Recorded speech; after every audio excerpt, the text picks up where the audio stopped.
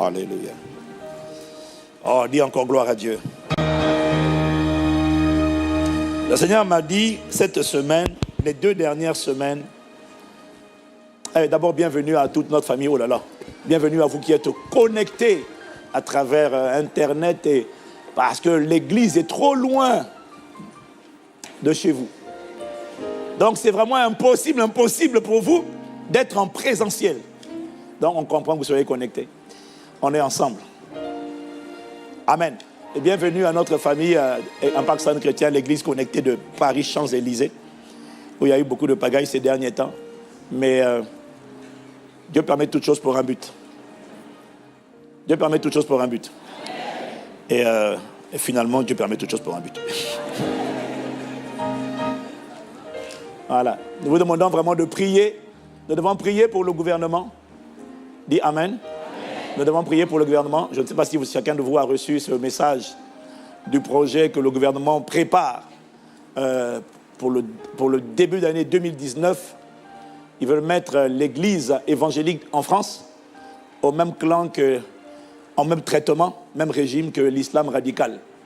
Donc ils veulent changer la loi de 1905 et introduire dedans des choses qui sont adaptées au terrorisme, mais pas du tout adaptées à nos églises.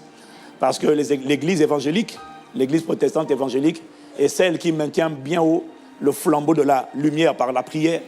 Ce sont nos prières qui repoussent les ténèbres. Et nous annonçons la vérité, nous prêchons l'évangile. Et il faut permettre que dans ces derniers temps, surtout lorsque les jours sont aussi mauvais, il faut permettre que des voix, il faut laisser faire en sorte que les voix qui appellent à la moralité continuent de pouvoir parler. Et ce projet qu'il prévoit est un projet qui a plutôt objectif de museler les gens qui vont prêcher des valeurs contraires à la République. Donc si tu dis demain, si ce projet passe et que tu dis que l'homme n'est pas le fruit d'un chimpanzé, mon père c'est pas un chimpanzé, mon père c'est Dieu, on peut te combattre, on peut t'arrêter. Si tu dis que Adam et Steve n'ont pas le droit d'aller ensemble, on peut t'inculper au tribunal. Parce ils veulent créer une police des cultes. C'est vraiment des projets assez dangereux. Et il faut prier, demander pardon à Dieu et demander à Dieu que cela ne se fasse pas. Je n'ai pas entendu ton amen. Voilà. Et que Dieu donne de la sagesse au président et au gouvernement afin qu'ils ne commettent pas l'erreur. Ce pays est un pays chrétien. Voilà. Les bases de ce pays sont chrétiennes. Et il faut que les principes du royaume continuent de parler et d'être le soubassement de la fondation. Voilà. On n'a rien pu faire lorsqu'on a accepté le mariage homosexuel. On n'a pas pu, l'Église, les voix qui ont parlé n'ont pas pu s'y opposer, mais qu'on ne nous demande pas de considérer que c'est ça la normalité. Ça, c'est hors de question. C'est un pays où la liberté d'expression est garantie par la Constitution. Et le projet qu'ils sont en train de préparer est un projet où on veut laisser la liberté d'expression aux LGBT, mais pour ceux qui osent dire que ça, ce n'est pas bon, voilà, eux, ils n'ont plus la liberté d'expression. Ce n'est pas la justice, ça. Et les églises évangéliques, toutes les églises évangéliques sont mises dans le même panier. Non, ce projet ne doit pas passer. Et que ça ne passe pas, nous devons prier pour la sagesse et pour que ce projet ne passe pas. Dis Amen. Voilà. Et si tu rencontres des élus, si tu rencontres des maires, il faut leur dire, ce projet, c'est une erreur. Parce qu'on ne peut pas combattre Dieu. C'est Dieu qui a permis que vous soyez au pouvoir, que vous soyez élus. Toute autorité vient de Dieu. Ne commettez pas l'erreur d'introduire dans les lois ce qui repousse Dieu et qui le combat. Parce que vous allez combattre Dieu, on ne peut pas combattre Dieu et vaincre. C'est impossible. Et nous prions que Dieu étende sa main, qu'il fasse parler sa justice et que sa miséricorde prévale sur le pays et sur les autorités. Je n'ai pas entendu ton amen. Est-ce que tu vas prier pour ça? Voilà. Bien aimé, il s'agit de notre avenir et de celui de nos enfants. On ne peut pas me museler et me dire, tu n'as plus le droit de dire que Adam et Steve, c'est pas bon. Je ne peux pas. Je continuerai de le dire. Parce que c'est la liberté d'expression. Je ne peux pas les laisser dire, c'est normal qu'un homme couche avec un homme, et puis moi, je n'ai pas le droit de... Non, ça, c'est pas possible. Donc, voilà. Donc, il n'y a que la prière. Mais parlez-en aussi. Voilà, parlons-en, prions pour ça, parlons-en, mais ne nous taisons pas. Quelqu'un me dit amen. Voilà, merci. Alléluia. Plus que jamais, nous comprenons pourquoi la parole de Dieu nous demande de prier pour ceux qui sont élevés en autorité. Plus que jamais. Alors Seigneur, nous ferons notre part. Cette semaine encore, nous allons prier pour eux. Quelqu'un dit amen. Donc le Saint-Esprit me disait que vraiment, véritablement, Impact Centre Chrétien, pendant ces 2 premières semaines des 21 jours de vengeance divine, nous avons vraiment vu la différence. Nous avons vraiment vu la différence que peut faire une église qui décide d'obéir à Dieu et qui décide de prier, de conquérir, parce que c'est par la prière qu'on conquiert son héritage. C'est par la prière qu'on contraint le diable à fuir par toutes sortes de prières et de supplications. Et on a vu que ces prières, ces supplications, ce sont les prières et les supplications qu'on fait monter à Dieu à travers des cris, nuit et jour. Bien aimé, j'avais annoncé que j'avais commencé l'enseignement, comment faire fuir le diable, et j'ai découvert que vraiment, le diable peut véritablement fuir. Mais je ne savais pas qu'il pouvait fuir aussi vite que ça. Alléluia. Parce que on a reçu des dizaines et des dizaines de messages. Vous savez, Dieu parle, dis avec moi, Dieu parle. Dieu parle, et des dizaines et des dizaines de messages de personnes qui révèlent la même chose. Il y a des gens qui n'avaient pas les yeux spirituels ouverts. Brusquement, il y en a plein qui ne voyaient pas, qui n'avaient pas de vision. Bon, moi, je n'en ai toujours pas. Les jeux de mots, bon, moi j'entends Dieu en fait quand il parle. Donc c'est pour ça que mon onction prophétique, j'entends et je dis ce qu'il dit. Mais il y en a, ils voient. Qu'importe, que tu vois ou que j'entende, ce qui compte. Et puis il y en a, ils ne voient pas, ils n'entendent pas. Mais la Bible dit, mon juste vivra par la foi.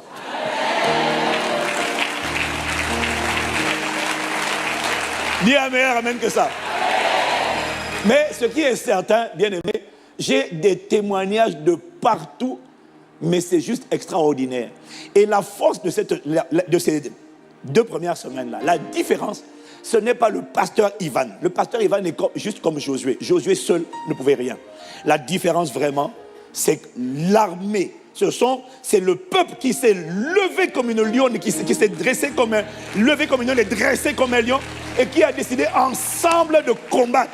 Et toutes les visions. J'ai des gens qui sont connectés depuis les États-Unis, depuis le Canada. J'ai reçu des messages de Boston, des messages du Connecticut. J'ai reçu des messages d'Afrique, de partout. Et les gens disent tous la même chose. On a vu des armées. Les trônes ont été désertés. Les trônes sataniques ont été désertés. Les dominations qui étaient assises sur les familles. Pas seulement sur une vie. Pas seulement sur une personne, mais sur les familles. Bien aimées, c'est juste impressionnant. Je suis en train de chercher le moyen de rendre ces témoignages disponibles à tous.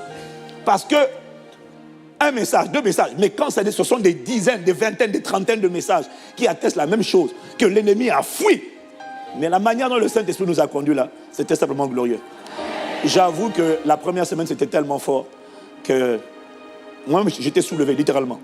À la fin de la première semaine, je me suis dit, Seigneur, est-ce qu'on peut faire plus que ça? Mais cette semaine-là qui vient de passer là, waouh! Il nous a emmenés, on a quitté ta vie, on est allé dans les familles, on est allé dans les villages, dans les communautés, dans les ethnies.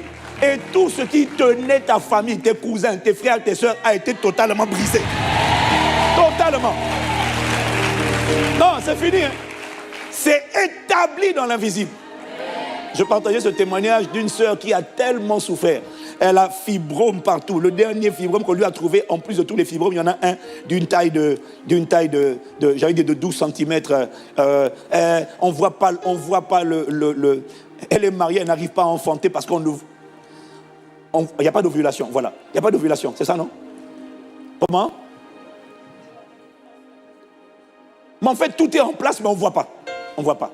Mais ce n'est même pas que ça. C'est qu'elle, on ne voit pas. Il n'y a pas d'ovulation parce qu'on ne voit même pas. C'est pas qu'on ne voit pas Enfin bref, alléluia. Je ne suis pas médecin, donc alléluia. Dis seulement gloire à Dieu pour moi. Mais elle savait, la plupart des souffrances des gens sont causées par des prêtres sataniques qui sont dans leur propre famille. La plupart des combats viennent de la lignée sanguine. Est-ce que quelqu'un me suit? La plupart. Et elle savait que c'était son grand frère. Parce que c'était un grand maître. Grand maître. Et il a livré toute la famille.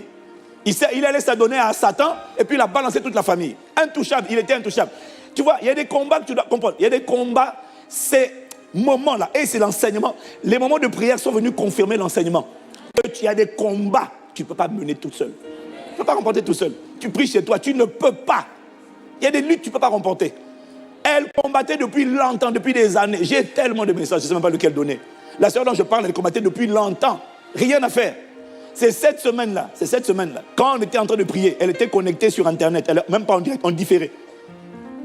Pendant qu'on est en train de parler ici, elle est en train de vomir. Et le jour, on a dit, dresse comme un lion, combattant. Et je ne sais pas ce que j'ai dit ce jour-là, en tout cas. Elle dit que Elle dit qu'elle a fait un songe. Elle a fait un songe. Et puis, elle s'est vue en train de rugir contre ce frère-là. Et puis, le frère était tellement terrifié qu'il était prosterné devant elle, en train de la supplier. Elle était en train de taper sur lui. Frère, on n'a rien contre toi, mais il faut te repentir. Il faut arrêter ta méchanceté. Quelqu'un dit amen. Elle décrit, elle avait, il y a 3-4 ans, elle a été attaquée de furoncles partout. C'est la sorcellerie. Des furoncles qui sont apparus partout, on ne sait pas d'où c'est venu. Elle n'a jamais compris. Elle a dû se faire opérer, enlever furoncles. C'était compliqué. Là, elle dit qu'elle a vu dans le même songe, elle a vu une femme avec des furoncles sur tout le corps. C'est ce qu'on appelle la rétribution des méchants. Ah oui? Ah oui? Non. Non. Non, bien aimé. Non. Ces 2 semaines-là, Dieu a tout nettoyé. Il y a notre grand frère a marché devant nous comme un feu dévorant. Les pilleurs ont pris la fuite. Les dépouilleurs ont été dépouillés.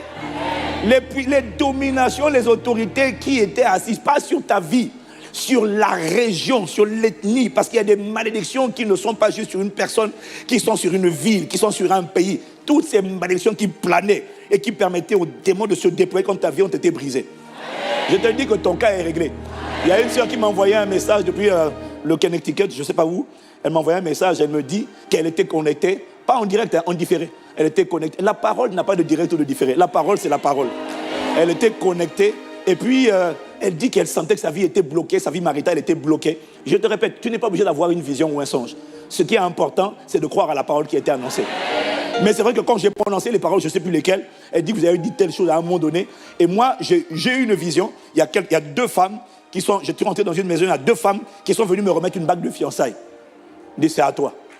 Ça avait été enterré. Voilà, c'est le jour où je parlais des sépulcres, de déterrer les choses. Dis amen. Il y a une femme qui m'a envoyé un message depuis la Zambie, avant-hier, pour me dire qu'elle était atteinte d'un kyste ovarien. D'un kyste ovarien. Elle est médecin. Et que ça ne partait pas, ça fait que ça causait de grosses douleurs. Elle me dit que quand elle était connectée, je ne sais pas quel jour, quand je parlais voilà, on était en train de parler de sortir, de vider les sépulcres et tout ça. Je ne sais pas à quel moment. Elle dit qu'elle était guérie instantanément. J'en ai plein comme ça de témoignages. J'en ai plein.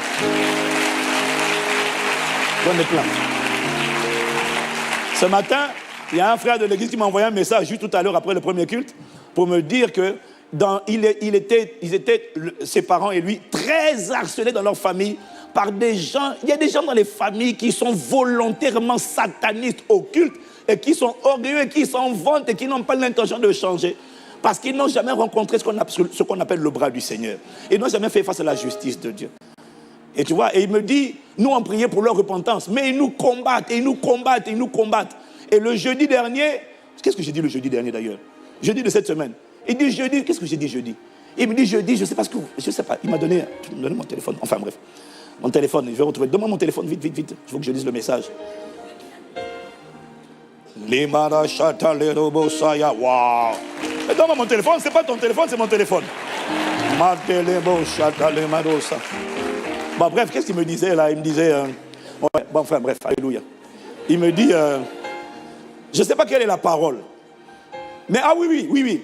Je disais que maintenant, la rétribution de Dieu parle contre tous les méchants qui ne veulent pas s'humilier. Seigneur, juge les orgueilleux, abaisse-les. Et que ce qu'ils ont semé, ils le récoltent au nom de Jésus. Rends à chacun selon ses œuvres. Et j'avais dit de ne pas envoyer la mort. Si tu envoies la mort, c'est la mort qui va revenir. Et apparemment, il y a quelqu'un dans sa famille, là, dans le groupe de gens qui sont ligués, qui proclamaient la mort. Ça, c'était le jeudi soir, c'est bon. Le jeudi soir, on a prié. Le jeudi soir, on a parlé. Le vendredi à 15h, une de ses tantes a expiré. Ah, mon type, nous, on n'a pas appelé la mort. On a dit que chacun va recevoir selon ses œuvres. On a dit, bien aimé, cette semaine-là, ton cas est réglé.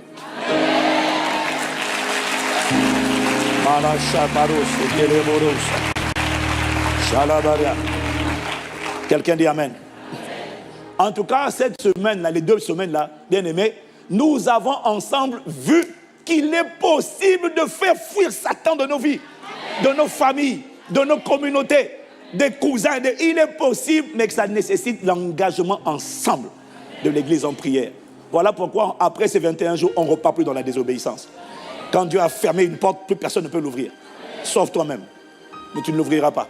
La porte qu'il a fermée à Satan, elle est fermée définitivement au nom de Jésus. Est-ce que tu peux dire un meilleur amen? Acclame le Seigneur avec moi, acclame le Seigneur.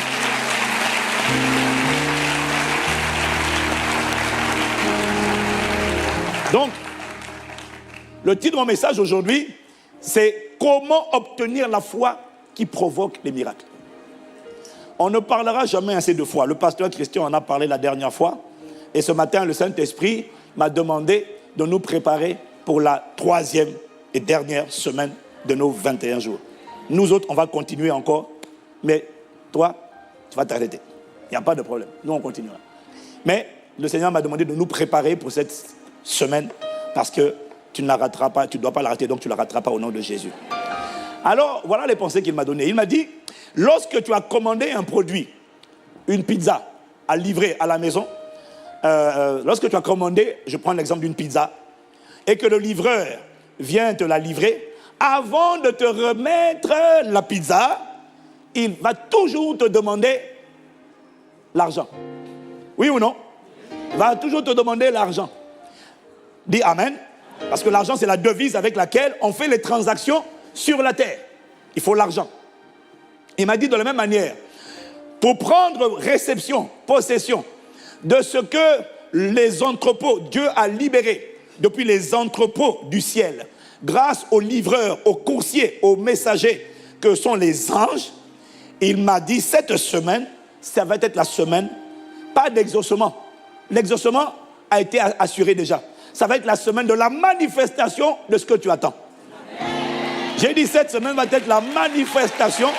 Cette semaine, à partir de mardi jusqu'à vendredi, ça va être la semaine où on va mettre un cadenas, un verrou, un sceau par le ministère d'imposition des mains.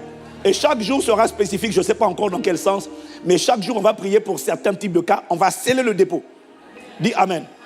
Et il m'a dit, les anges, la prière que nous avons priée a permis, parce que Dieu a besoin de notre contribution sur la terre, la prière a permis aux anges de charger. Et ils ont chargé mon gars en grand nombre et avec force et puissance. Ah là là. Parce que nous avons fait monter à Dieu des cris, des prix, des prières, des prières et des supplications nuit et jour. Ça, c'est ce que nos prières ont permis de faire. Si tu me suis, tu dis Amen. Il m'a dit donc, de la même manière que le livreur de la pizza va te demander de l'argent, il faut savoir que cette semaine, avant la manifestation, les anges sont en mouvement, ils ont quitté le ciel, ils sont arrivés sur la terre, et cette semaine sera la semaine de la manifestation. Il faut que tu saches qu'on va te demander, il te sera demandé la devise, pas les euros, mais la devise qui permet d'effectuer des transactions dans le monde, dans le royaume des cieux. Et cette devise s'appelle la foi. La foi te sera demandée. Est-ce que quelqu'un me suit? La foi te sera demandée parce que sans la foi, tu ne pourras pas prendre possession de ce que les anges sont en train de transporter. Et je te garantis, parce que je l'ai entendu, que ces 21 jours de prière, de jeûne et de supplication de vengeance divine, ta captivité est terminée. Tout ce qui était retenu prisonnier, captif, enchaîné, bloqué, verrouillé, a été totalement libéré au nom de Jésus. Les pilleurs de ta destinée, de ta santé ont été pillés et jetés dehors au nom de Jésus. On a dit 3 choses. Non seulement ta captivité, non seulement la captivité est finie, mais ce n'est pas tout. Non seulement, et Dieu va juger ceux qui t'avaient maintenu captif, mais ce n'est pas tout. Mais également, on a dit que ces 3 semaines, ce sont 3 semaines où Dieu va restaurer, remplacer les années, les opportunités, les santé perdues. Tout ce qui avait été volé pendant 4 ans. Voilà pourquoi je t'ai dit que tu n'es pas en retard. J'ai dit tu n'es pas en retard. Dieu va restaurer. Il a restauré Job après son affliction. Quand Dieu a mis un terme à sa captivité, il a restauré dans un état meilleur que ce qu'il avait. Il était déjà riche avant, mais il est devenu beaucoup plus riche. Il avait déjà des enfants avant, mais les enfants qu'il a eus après sa captivité étaient... Ça sera ton partage au nom de Jésus. Quelqu'un dit Amen. C'est ça qu'il a dit, c'est ça qu'il va faire. Dis-moi encore Amen. Mais cette transaction va nécessiter de ta part et de ma part la présence tangible de la foi Pasteur Christian vous a dit que la foi, c'est la devise, c'est la monnaie de transaction, d'échange par laquelle on s'approprie, on s'accapare, on s'approprie les choses dans le monde spirituel pour les amener à manifestation dans le monde naturel. Est-ce que quelqu'un me suit? Est-ce que quelqu'un me suit? Donc, on a vu que faire fuir le diable, voir les manifestations de la justice, de la vengeance divine, exige de prier nuit et jour, pas tout le temps, mais pendant un laps de temps défini. Jésus a dit dans Luc chapitre 18 au verset 7, « Entendez ce que dit le juge inique. Et Dieu ne fera-t-il pas justice à ses élus qui crient à lui nuit et jour? Tardera-t-il à leur égard? Je vous le dis, il leur fera promptement justice. » Ça veut dire, on a eu la preuve cette semaine que lorsque l'Église se mobilise, tu ne peux pas faire ça sur toute une année. Mais il y a des campagnes spirituelles, il y a des campagnes de conquête. Et les 21 jours en font partie. Lorsqu'on se mobilise et que nuit et jour, on rentre dans le jeûne, dans la supplication. Ce n'est pas que le jeûne, mais c'est dans des privations. On se prive, on s'humilie, on prie, on fait monter. On fait par l'Esprit toutes sortes de prières et de supplications. Et lorsqu'on le garde de manière assidue, pendant un laps de temps, Dieu fait promptement justice. Et honnêtement, je suis reconnaissant parce que j'ai vu la manifestation ces deux dernières semaines du promptement.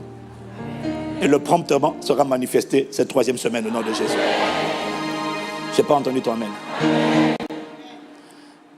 Donc, faire fuir le diable, voir la manifestation de la vengeance, de la justice de Dieu, exige non seulement de prier nuit et jour, mais le Seigneur nous précise dans Luc chapitre 18 également, qu'il faut également que ce soit accompagné de la foi.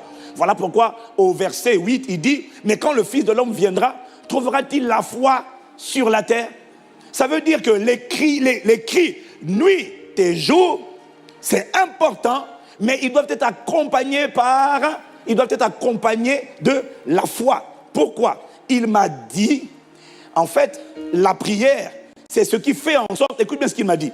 Il m'a dit, la prière, c'est ce qui fait en sorte que les anges se mettent en mouvement. La prière active le mouvement des anges. La prière fait partir les anges depuis le ciel et ils font route vers la terre. Est-ce que quelqu'un me suit? Qu'est-ce qui fait ça? C'est la prière qui fait ça. Dis Amen. La prière assure et fait en sorte que les anges quittent les entrepôts célestes et viennent sur la terre. Ça, c'est la prière. Mais il m'a dit, la foi, c'est ce qui fait en sorte que les anges quittent les entrepôts célestes avec des colis. Parce que, tu vois, en matière de livraison, un livreur peut venir dans ton voisinage, autour de chez toi, il peut livrer des colis à tes voisins, mais toi, il ne te livre rien parce que tu n'attends rien. Est-ce que quelqu'un me suit? Est-ce que quelqu'un me suit? Donc, il m'a dit, non mais c'est subtil ce qu'il m'a dit. La prière, c'est ce qui permet aux anges de quitter les entrepôts célestes et de foncer sur la terre. La foi, c'est ce qui permet aux anges de quitter le ciel avec des colis. Parce qu'il y a des anges qui quittent son colis. Parce que sur la terre, tu n'attends rien. Il y en a qui espèrent que tu vas les visiter. Mais l'espérance, ce n'est pas la foi. Ceux qui reçoivent les colis ne sont pas ceux qui espèrent. Tu peux dire à Amazon, j'espère bien recevoir un colis, j'ai vu que mon voisin en a reçu un. Non, il faut que tu t'attendes, que tu aies passé ta commande et que tu sois sûr que ta commande est en route et qu'elle va se manifester. Ce n'est pas l'espérance, c'est la certitude que tu attends un colis de la part de Dieu qui détermine l'arrivée du colis. Qu'est-ce que c'est de te dire? Il y en a qui n'attendent pas. Il y en a, écoute-moi, la foi, c'est pas qu'on espère que Dieu va nous visiter. C'est pas la foi. La foi, c'est quand tu es sûr que mon cas, c'est maintenant. J'attends mon colis. Est-ce qu'il y a quelqu'un qui attend des colis? Non, la foi, c'est quand tu attends. Tu n'espères pas, tu es certain, tu as la ferme assurance que j'attends quelque chose. Je m'attends à lui. C'est ça la foi. Est-ce que quelqu'un me suit? Oui, parce qu'il y en a. Tu vois, il y en a qui m'ont trouvé bizarre. La parole vient. Dieu envoie toujours la parole. Dis Amen. Bon, maintenant il y en a, Il m'envoie des messages. Pasteur, justement, vous avez prié la dernière fois, vous avez prophétisé, vous avez dit que des sépulcres. Parce que moi, c'est pas que je dis ce que je veux dire. En fait, j'entends ce qu'il me dit et je le répète en temps réel. C'est ça, en fait. C'est ça l'onction prophétique. J'entends et dès que je dis, il y en a plein qui attestent. Ah, pasteur, j'ai des messages vraiment étonnants. Quelqu'un m'a dit, quand vous avez dit, des lions sont en train de rugir. Il y en a une aux États-Unis, il y en a un ici qui m'ont dit, j'ai vu une prairie, j'ai vu des lions qui étaient en train de foncer contre des proies qui étaient en train de fuir. Et quand on dit, poursuivons-les, j'ai vu, on était en train de les poursuivre. J'ai dit, frère, moi je n'ai rien dit, moi je n'ai rien vu, j'ai seulement dit. Mais je l'ai entendu. Est-ce que quelqu'un me suit? J'ai entendu, j'ai dit, j'ai répété, et la chose s'est manifestée. Oh, dis-moi encore amen. Dis-moi encore amen. Bref. Il y en a qui me disent, donc, j'envoie la parole. Le Saint-Esprit envoie la parole. Quand il envoie la parole, c'est pour te guérir. Mais il y en a la parole en train de venir. Ah, pasteur, là, hier, tu as parlé des sépulcres. Tu as parlé des filles qui étaient bloquées. Tu as parlé des hôtels, de machin. Tu as parlé de quelqu'un qui avait été désigné pour être remplacé, pour être l'héritière de la sorcellerie familiale. Mais justement, ça, pasteur, cette histoire, ça parlait de moi. Alors, je vais t'expliquer mon histoire. J'ai dit, maman, je n'ai pas besoin que tu m'expliques ton histoire. Justement, en fait, quand tu as dit ça, il faut que je n'ai pas besoin de ton explication. Quand la parole vient, est-ce que tu as vu un passage dans la Bible où Jésus vient guérir quelqu'un? Il vient guérir le paralytique commence à lui expliquer. Alors tu sais l'histoire de cette jambe-là, je vais te la raconter. En fait, la jambe, mais c'est pas le moment de... Quand il te dit, est-ce que tu veux être guéri? Dis, je reçois la parole, Seigneur, va te guérir. Ce n'est pas le moment de... Tu vois, donc il y en a qui ne comprennent pas. Ah, le pasteur Evan n'est pas gentil, mais j'ai dit non, je n'ai pas besoin de connaître ton histoire, ton explication. Ce que je te demande de faire, c'est reçois la parole, dis qu'il me soit fait selon cette parole. C'est ma saison, je sors de la captivité. C'est ça que Dieu attend de toi. Quand Dieu t'envoie la parole, Dieu n'attend pas de toi que tu commences à expliquer. Justement, en fait, la parole là, ah, vraiment, hein, c'est vrai que je me rappelle. Ce n'est pas le moment, c'est le moment de dire Amen. Donc, parce qu'il y en a qui... Ah, donc tu vois, je réponds comme ça à une sœur. Parce qu'elle veut, mais est-ce que vous pouvez m'appeler? Je vais vous expliquer l'histoire. Je dis, j'ai pas besoin de... Je crie tout le temps. 2, la voix, je dois l'économiser, je dois la gérer. Je n'ai pas besoin de t'expliquer, tu m'expliques à toi. Beaucoup de gens sont en train d'être guéris, toi tu veux m'expliquer. Reçois seulement la parole, dis. Il a dit, il confirme la parole de son serviteur. Et il accomplit ce que prédit ses envoyés. Donc toi, ton réflexe doit être, Seigneur, sur la parole que tu as parlé par ton serviteur, qu'il me soit fait ainsi. Qu'il me soit fait selon cette parole-là. Mon cas est réglé, ma délivrance est scellée. Je sors des fausses couches, je sors de la stérilité, je sors de là. Toi, tu veux m'expliquer, justement, l'histoire de la stérilité là. Tu sais, pasteur, ça dure de mère en fille, hein, depuis des années. On n'a pas le temps. En fait, ce que tu révèles, ce que tu es en train de révéler, c'est que toi, tu n'as pas la foi. Mais parce qu'au lieu d'attraper la parole, tu veux raconter ton histoire passée. Non, quand la parole passe, prends-la. Mais c'est pas grave, si tu n'avais pas la foi, tu vas sortir d'ici avec la foi. Oui, oui. Tu vas sortir, je vais t'expliquer. Tu vas sortir d'ici avec une foi ferme et audacieuse. Tu ne rateras pas ta semaine de visitation. Un meilleur amen. Parce que vous devez comprendre, bien-aimés, que la prière toute seule n'engage pas Dieu. Dieu n'est pas contraint parce que quelqu'un prie. Si c'était ça, Dieu n'est pas contraint d'exaucer lorsqu'une personne prie. Non. Non, non, non. Par contre, Dieu est contraint d'exaucer. Je ne parle pas de manifester, je parle d'exaucer. Lorsque quelqu'un a la foi. Lorsque quelqu'un fait confiance à Dieu. Lorsque quelqu'un dit à Dieu, moi, je crois. C'est ça qui va m'arriver. En fait, vous devez comprendre une chose. Dieu est engagé avec sa parole. Dieu est fidèle à sa parole. Quand quelqu'un prend sa parole et dit, moi, je crois à cette parole-là. Si elle ne doute pas dans son cœur du tout, Dieu est obligé. Parce qu'il a dit, il te sera fait selon ta foi. Pas selon tes prières. Voilà pourquoi la prière toute seule ne fait pas la différence. C'est la prière avec la foi. Car sans la foi, il est impossible de lui être agréable. Parce qu'il faut que celui qui s'approche de Dieu croit que Dieu existe et qu'il est le rémunérateur de ceux qui le cherchent. Est-ce que quelqu'un me suit?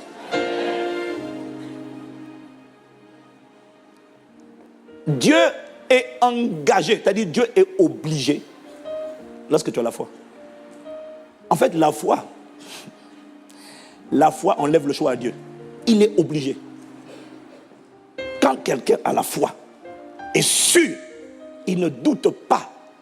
Ce qui n'est pas garanti, c'est le délai de la manifestation. Mais quand quelqu'un ne doute pas, mais qu'il croit dans son cœur, la chose est obligée d'arriver. Maintenant, ce qui peut bloquer l'arrivée, c'est le combat spirituel qui a lieu. C'est pour ça qu'il ne faut pas rester seul. Il faut prier avec l'Église et il faut que l'Église reste toujours en prière. Est-ce que quelqu'un me suit?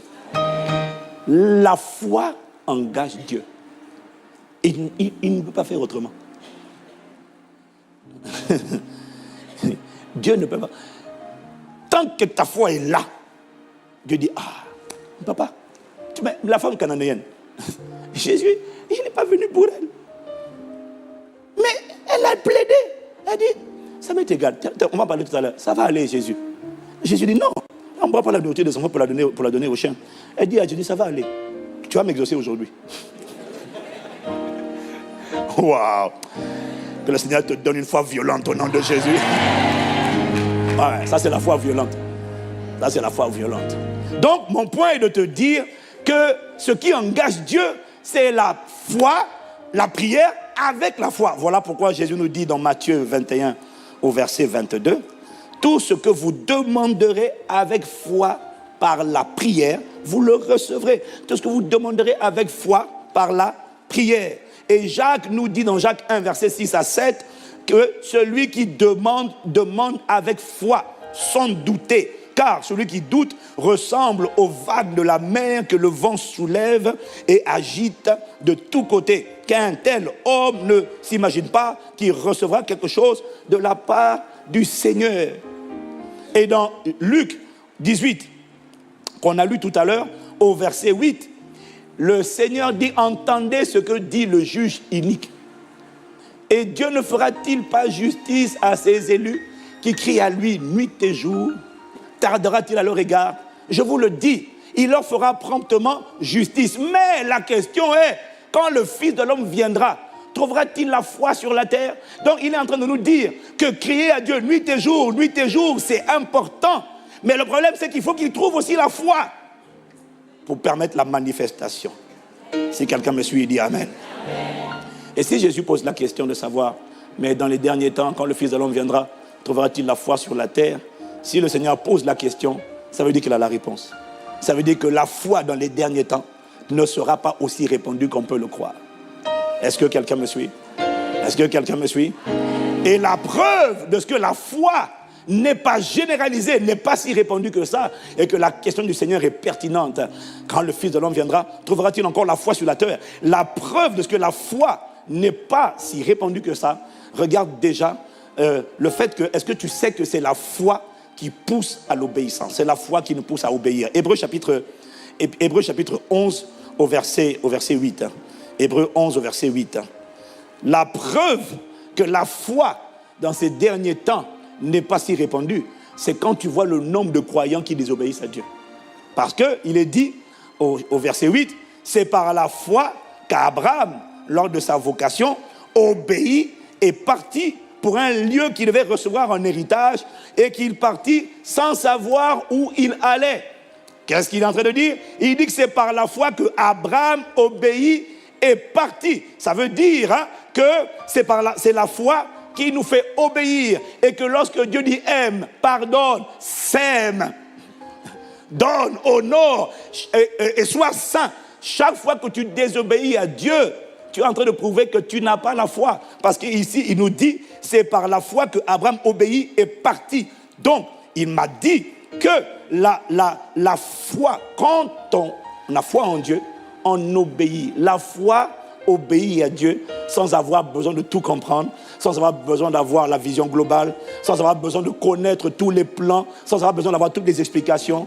La foi obéit à Dieu et part sur le chemin de sa volonté. C'est tout. Quelqu'un me dit Amen. Dis-moi encore Amen. Donc, pour obéir à Dieu, on n'a pas besoin de tout comprendre. On a juste besoin de lui faire confiance. C'est ça la foi. Amen. Le Saint-Esprit me disait, regarde, le nombre de gens aujourd'hui, bon, nous maintenant, à Impact Centre Chrétien, nous sommes une église obéissante à Dieu. Mais ça a pris du temps quand même. Ça a pris du temps. Parce qu'il a fallu expliquer. Donc comment par l'obéissance, tu donnes de la désobéissance, tu donnes le pouvoir à Satan de contrôler ta vie. Hey, Hey, si c'est ça là vraiment, hey, je me repens. Oui, prends tout, Seigneur. Aïe. Waouh. Que la foi soit trouvée en toi cette semaine au nom de Jésus. Tu sortiras d'ici avec une nouvelle dimension de foi au nom de Jésus. Dis-moi meilleur amen. Si Jésus dit quand le Fils de l'homme viendra, trouvera-t-il la foi sur la terre? Ça veut dire que la foi ne sera pas si commune que ça.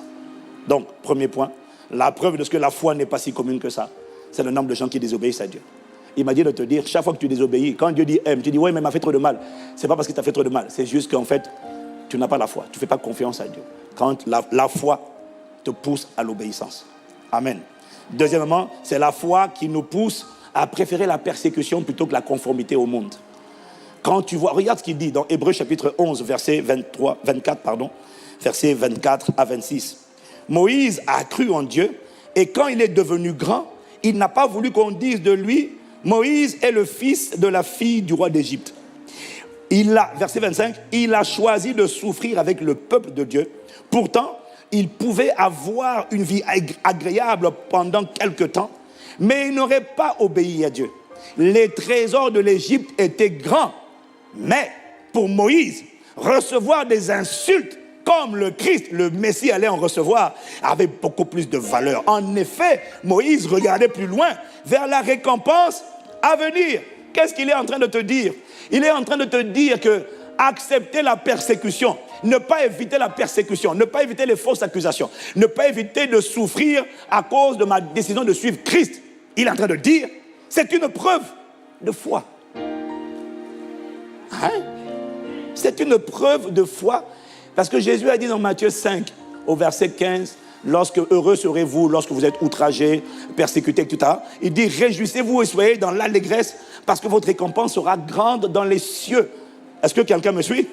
Donc, je préfère accepter d'être sali, incompris, persécuté, plutôt que de me ranger, de me conformer au siècle présent, à l'amour du monde. Non, mon ami, je préfère être critiqué et sali, parce qu'il me dit ici, c'est une preuve de foi, c'est une preuve que toi, tu as compris qu'il y a une récompense à venir dans l'éternité, car c'est ainsi qu'ils ont persécuté les prophètes qui vous ont devancé.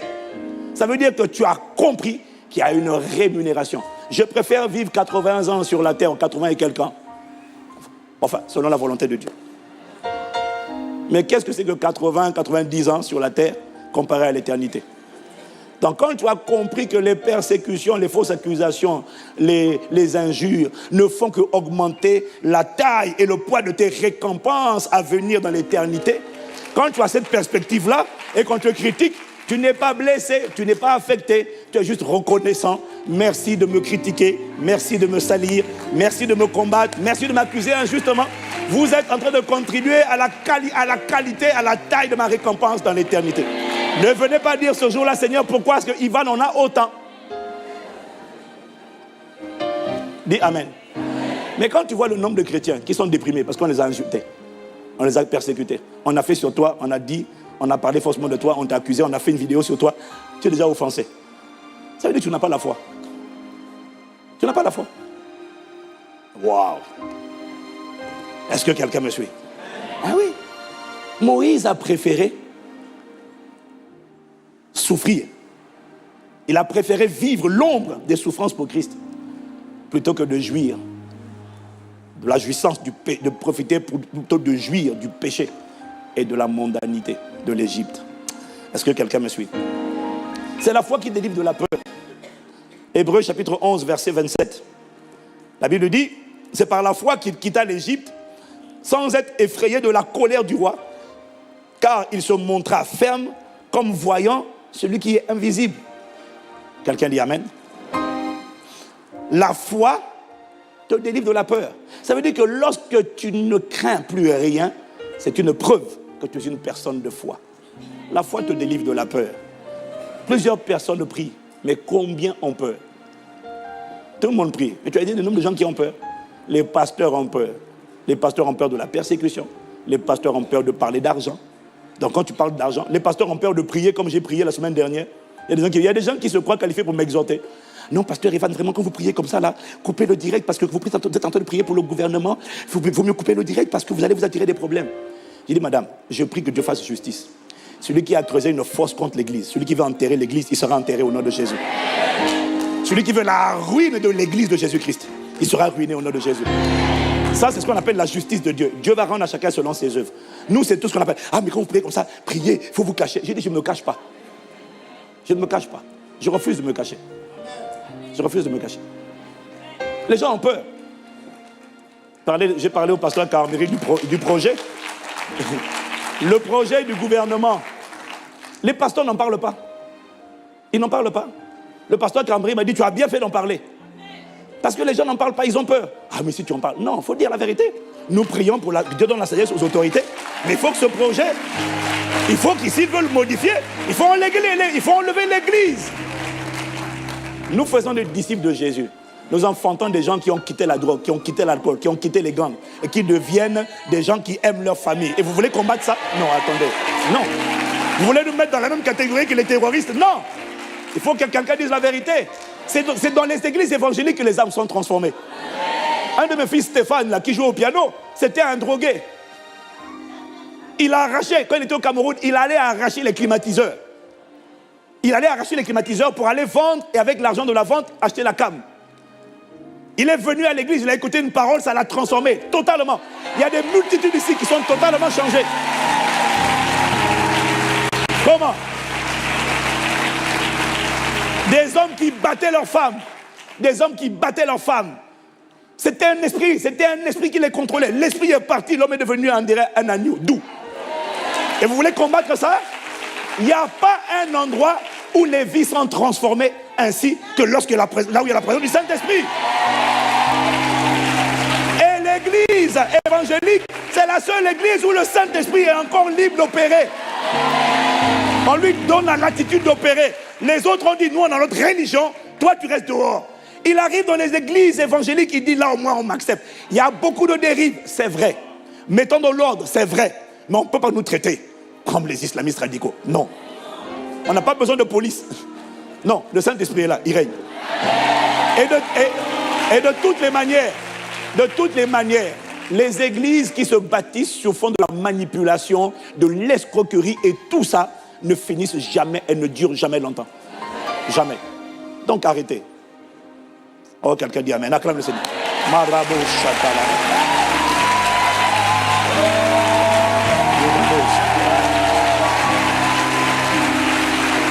Et je précise. Nous, on a les preuves de ce qu'on avance. Le nombre de vies changées, transformées, du mal en bien, on en a des milliers. On peut le démontrer. Oui, non, on peut le démontrer et on peut inviter les autorités à venir interviewer les gens. Interrogez-les. Vous allez voir. Vous allez avoir des malades qui vont dire, j'étais malade, je suis guéri. J'étais fou. Il n'y a plus de folie. La schizophrénie a disparu. Comment? Quelqu'un me dit amen. Nous, on a les preuves. Nous sommes des témoins. Nous ne sommes pas des théoriciens. Nous sommes des témoins. Ah, dis amen. La religion ne produit pas des témoins. La religion produit des théoriciens. À un pacte sans chrétien, on est des témoins. Les témoins ont des preuves. Voilà ce que j'étais hier, voilà ce que Dieu a fait dans ma vie.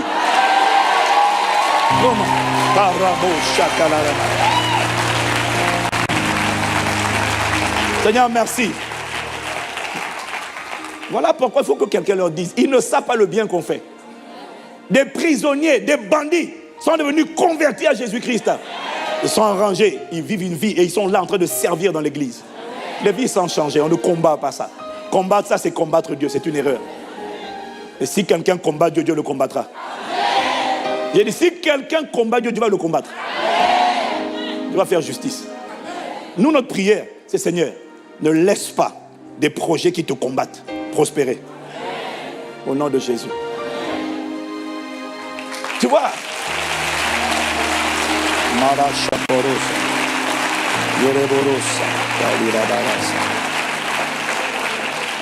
Quel est mon point? C'est par la foi que Moïse quitta l'Égypte sans être effrayé. La foi te délivre de la peur. Il y a beaucoup de gens qui prient mais ils ont peur. Il y en a qui ont peur d'être malades. Il y en a qui ont peur, ils sont malades, ils ont peur de ne pas guérir. Il y en a qui ont peur de ne pas se marier. Et il y en a qui ont peur de divorcer. Ou alors quand ils sont divorcés, ils ont peur de ne pas se remarier. La peur contrôle les gens. La peur de qu'est-ce qu'on va penser de moi. La peur de critique. La peur d'être incompris. La peur de parler d'argent, comme je disais. La peur d'être mal vu. Quand je parle d'argent, non mais il ne faut pas parler d'argent, sinon tu ne vas pas te faire voir. J'ai dit, mais il a dit donner et vous sera donné. Et j'ai mal parlé quand il dit donner et vous sera donné. Je suis le premier à donner. Oh, le problème. Donc, vous voulez quoi? Hein? Toi, tu es riche. Mais si la veuve de Sarepta veut voir clair, il faut vraiment qu'elle donne ce qu'elle a elle aussi. Ah ouais? Voilà. Est-ce que quand la veuve là, la femme là, a apporté un sou qu'elle a mis dans le tronc, c'était tout ce qu'elle avait? Est-ce que Jésus lui a dit, non maman, non, reprenez votre argent, reprenez-le. C'est pas juste. Mais de toute façon, elle allait mourir. Mais tu ne peux pas vivre avec un sou. Tu ne peux pas vivre avec un sou. Est-ce que Jésus a dit, non, reprenez votre argent? Non. Jésus a apprécié. Il a dit, regardez, elle a donné de son nécessaire. Il savait que c'était son nécessaire. Il n'a pas empêché de donner son nécessaire. Parce que si elle ne donne pas ses 5 pains et 2 poissons, il n'y a pas de multiplication. Maintenant, quand tu parles de ça, ah non, il ne faut pas parler d'argent. Ah ouais, comme ça, tu gardes les gens dans la pauvreté, dans l'esclavage. Mais on ne brise pas le joug de la pauvreté sans la générosité. Alors, laissez-nous être généreux. Fichez-nous la paix, laissez-nous être généreux. Voilà. Il y a toujours des gens pour essayer de te donner des conseils. Non, pasteur, il va... Dites ça, dites ça. Maintenant, comme tu m'as entendu, j'espère que tu as compris, ne plus jamais m'envoyer de messages pour me donner des conseils. Le Saint-Esprit est mon conseiller. Voilà. Quelqu'un me dit encore amen. Par la chute. Nous sommes libérés de la peur au nom de Jésus. La peur bloque les gens, elle paralyse les gens. La peur te tétanise. Satan n'a encore rien fait, tu es déjà vaincu. Jamais. À ICC, nous sommes plus que vainqueurs au nom de Jésus. Mais la pire des peurs, pour moi, c'est l'inquiétude. C'est une peur qui a l'air gentille. C'est la peur. L'inquiétude. Que le jour de l'inquiétude soit brisé dans ta vie au nom de Jésus. Donc la réalité, bien aimé, la réalité, si on est honnête, c'est que la peur est généralisée. La peur est devenue comme une culture. La peur est devenue normale, banale. Oh, toi aussi tu es stressé, mais c'est quoi le stress? C'est la peur. Ah, toi aussi, oh, un peu. Oh là là, c'est pas évident. Si, c'est évident. Oh là là, c'est dur. Non, non, non, non, non, c'est pas dur. Avec Dieu, on va y arriver. La grâce de Dieu est là. On nage dans la grâce. Je suis désolé. Ah, mais comment tu fais? La grâce me porte. Je suis strong, je ne panique pas, je n'angoisse pas, je ne stresse pas. Oui, mais si on te refuse pour le boulot. Si on me refuse pour le boulot, Dieu a une porte qui va s'ouvrir pour moi, c'est clair. C'est comme ça qu'on pense. Ça, c'est l'homme, mon juste vivra par la foi, pas par la peur. Donne-moi un meilleur amen. Donc, tu comprends maintenant pourquoi Jésus dit quand le Fils de l'homme viendra, trouvera-t-il la foi sur la terre? Parce que la peur est généralisée. C'est par la foi qu'on fait des exploits.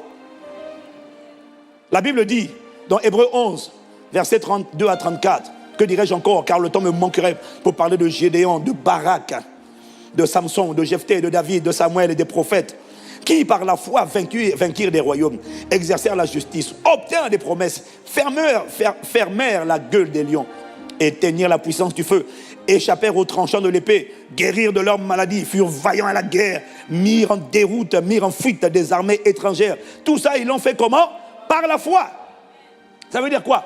Plus on voit une église, plus on voit un peuple de Dieu qui prend possession de ses promesses, qui guérit par les meurtrissures de Jésus et non par les médicaments. Je ne suis pas contre les médicaments. Gloire à Dieu pour les médicaments. Mais il y a beaucoup de maladies pour lesquelles les médicaments ne marchent pas. Et on n'a pas d'autre choix que de se tourner vers les meurtrissures de Jésus. Plus on voit des gens guéris, plus des démons sont chassés, plus on voit les œuvres de Dieu, plus ça prouve que la foi est répandue. Plus on voit des choses humainement impossibles être possibles pour ce peuple-là, plus la foi est répandue. Mais la réalité, c'est que les exploits sont rares. Les exploits sont rares. La désobéissance est la norme.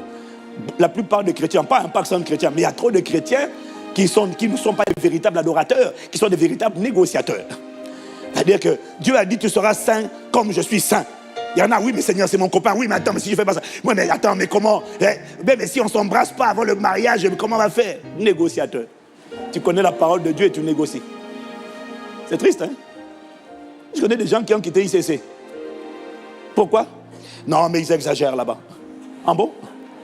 Non, non, sérieux. Non, ils exagèrent. Pourquoi? Non, mais en fait, La parole du pasteur me gêne. Ça te gêne pourquoi? Parce qu'il dit qu'on est des esclaves de Jésus, que notre corps ne nous appartient pas. Ben oui. Ah non, mais ça me gêne. Donc du coup, non, parce que elle...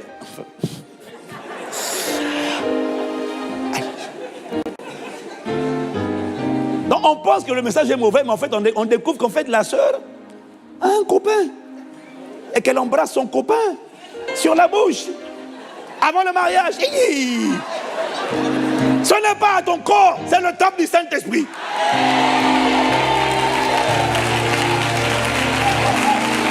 Hein?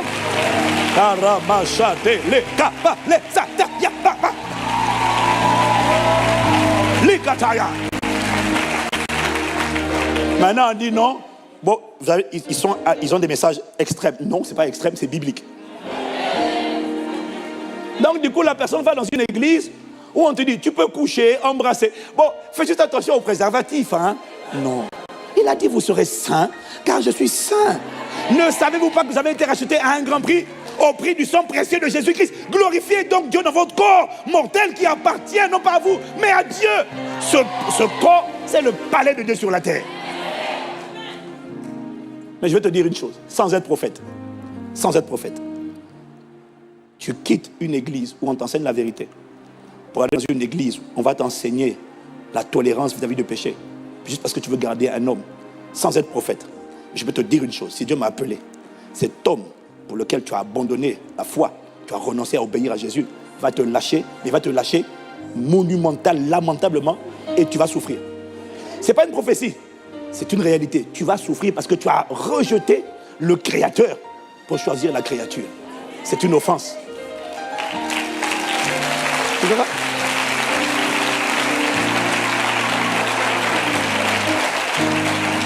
Acclame, acclame, acclame.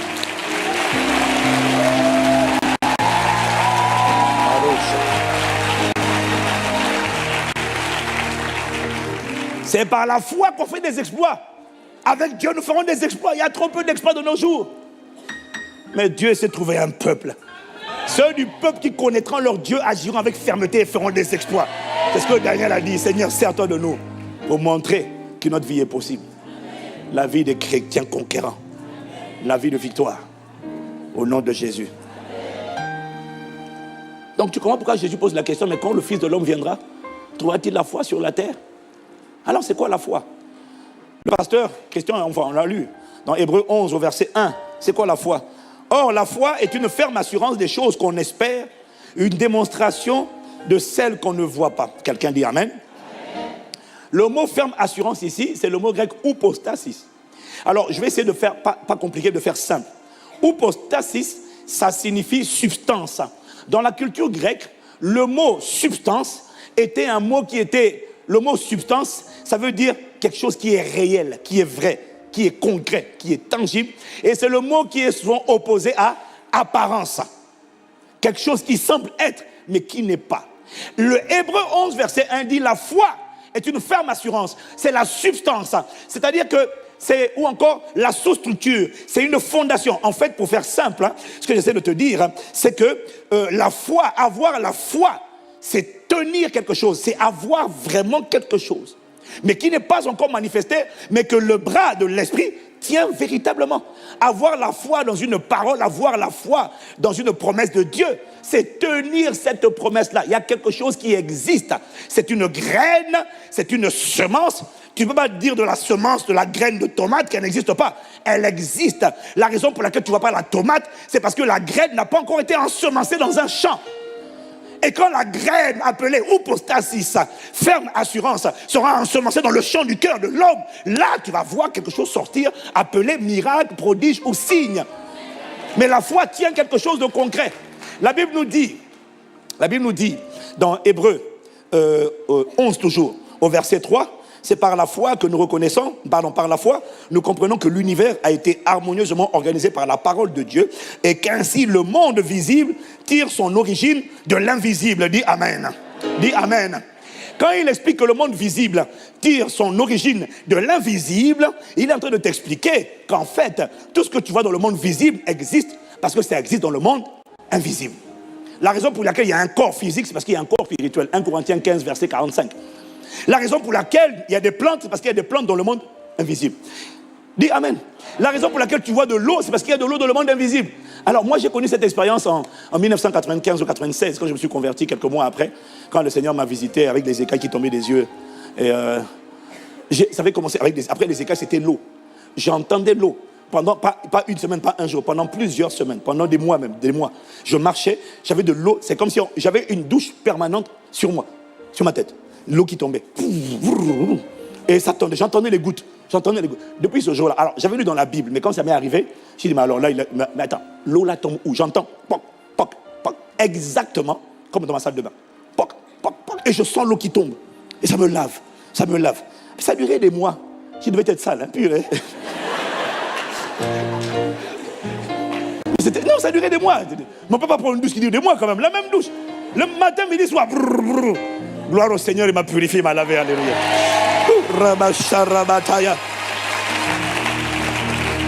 Mais je pense que ce n'était pas mes péchés, je pense que c'était tout l'héritage, tu sais, des générations passées là. Parce qu'il y avait une destinée, il fallait qu'un libérateur soit prêt à libérer. Donc il fallait que le libérateur soit lui-même libéré, alléluia. Gloire te soit rendue. Au nom de Jésus, quelqu'un me dit Amen. Ouais, ça m'a confirmé qu'il y a vraiment de l'eau. Il y a de l'eau parce qu'il y a de l'eau dans le monde spirituel. Bon, il y a une chose que toi tu sais. La raison pour laquelle il y a du feu, c'est parce qu'il y a un feu dans le monde spirituel. Ça au moins tu sais. Parce que tu avais dit qu'on dit fire. Là, toi tu sais. Mais c'est ça. En fait, ce que ça veut dire, c'est que le monde spirituel est plus vrai, est réel. C'est ça qu'on appelle la substance. Ça veut dire quoi? Ça veut dire que tout ce qui est dans le monde naturel n'est pas vrai. C'est réel. C'est temporaire. Ton corps a la forme qu'il a aujourd'hui, demain il va changer de forme. Tout ce que tu vois dans ce monde-là, même le mur là, il fissure progressivement. Il n'y a rien de permanent. C'est pour ça que quand on dit le corps est malade, c'est pas vrai, c'est réel. C'est pas permanent. Ce qui est permanent, quand tu as la foi dans la guérison, c'est la guérison que tu tiens avec ta main droite dans le monde spirituel. Maintenant, il faut qu'elle se soit enfantée dans le champ de mon cœur. Et qu'à gauche, là, ça enfante maintenant une guérison physique. On a dit maladie, la personne est morte ou elle est en train de mourir. Par la puissance du Saint-Esprit, il y a des corps qui retrouvent la vigueur. Ça veut dire que ce que tu vois là n'était pas vrai. Quelqu'un dit Amen. Qu'est-ce que c'est de te dire? C'est pour ça que 2 Corinthiens 4, verset 18, Paul dit, nous ne regardons pas aux choses visibles, mais aux choses invisibles. Car les choses visibles sont passagères ou encore temporaires, tandis que les choses invisibles sont éternelles. Ce qui est vrai, c'est ce qui est invisible. Donc, la foi fait quoi? La foi tient quelque chose qui est invisible. Mais doit maintenant œuvrer avec le cœur de l'homme pour le manifester dans le visible. Est-ce que quelqu'un me suit? Donc, quand quelqu'un a la foi, il tient quelque chose. Dis Amen encore si tu me suis. Maintenant, mon message commence maintenant. Alléluia. Ouais. Ça, c'est l'introduction. Moi, j'ai 3 cultes demain. Donc, j'ai 3 cultes aujourd'hui et demain soir, on est là encore. Alléluia. Mais je dois dire ce que le Saint-Esprit me dit. Il me dit de dire parce qu'il faut que tu sortes de là avec une foi audacieuse. Te préparer à réceptionner. Tu ne rateras pas les livreurs. Les livreurs, ce sont les anges qui vont atterrir cette salle. Ils vont atterrir à partir de mardi. Tu ne les rateras pas au nom de Jésus. Parce que quelqu'un va demander, mais est-ce que vous avez les devises? Tu diras, monsieur, tenez ça. J'attendais ce colis, alléluia. Moi, j'étais prêt déjà. Je m'attendais à lui, alléluia. Tu ne vas pas espérer, tu vas t'attendre parce que tu vas comprendre comment on est la foi. Dis-moi comment. Demande-moi comment. Alors, comment on est la foi? Romains 10, versets 14 à 17. Mais comment donc feront-ils appel à celui... Attendez, avant de vous dire ça, je vais vous dire honnêtement, je crois que la plupart d'entre nous, on se bat au quotidien pour avoir la foi et on ne comprend pas comment avoir la foi.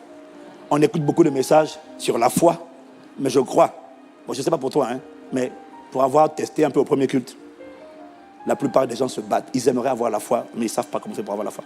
Qui aimerait avoir plus de foi? Bon, on ne va pas dire plus, baisse la main. Qui aimerait avoir la foi? Donc là, toi qui lèves pas la main, tu as la foi pour le salut, mais est-ce que tu as la foi pour la guérison, pour la délivrance?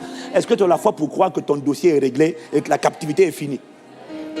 Tu as la foi pour aller au ciel, mais est-ce que tu as la foi pour croire que la meilleure version de toi va sortir avant la fin de cette année?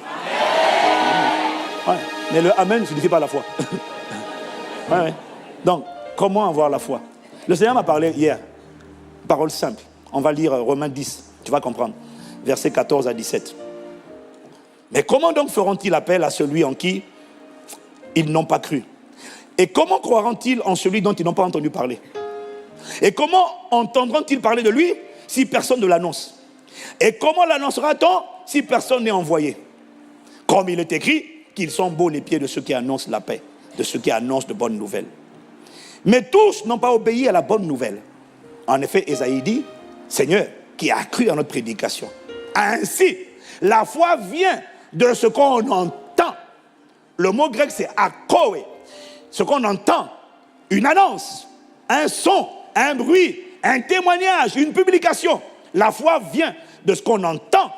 Et ce qu'on entend vient de la parole de Dieu. En fait, ce que dit ce texte, c'est la foi vient lorsqu'on entend une annonce, lorsqu'on entend une proclamation, lorsqu'on entend une prédication, lorsqu'on entend une prédication, une proclamation, mais que cette proclamation-là vient de la parole de Christ ou encore de Dieu, parce que d'autres versions disent de Christ.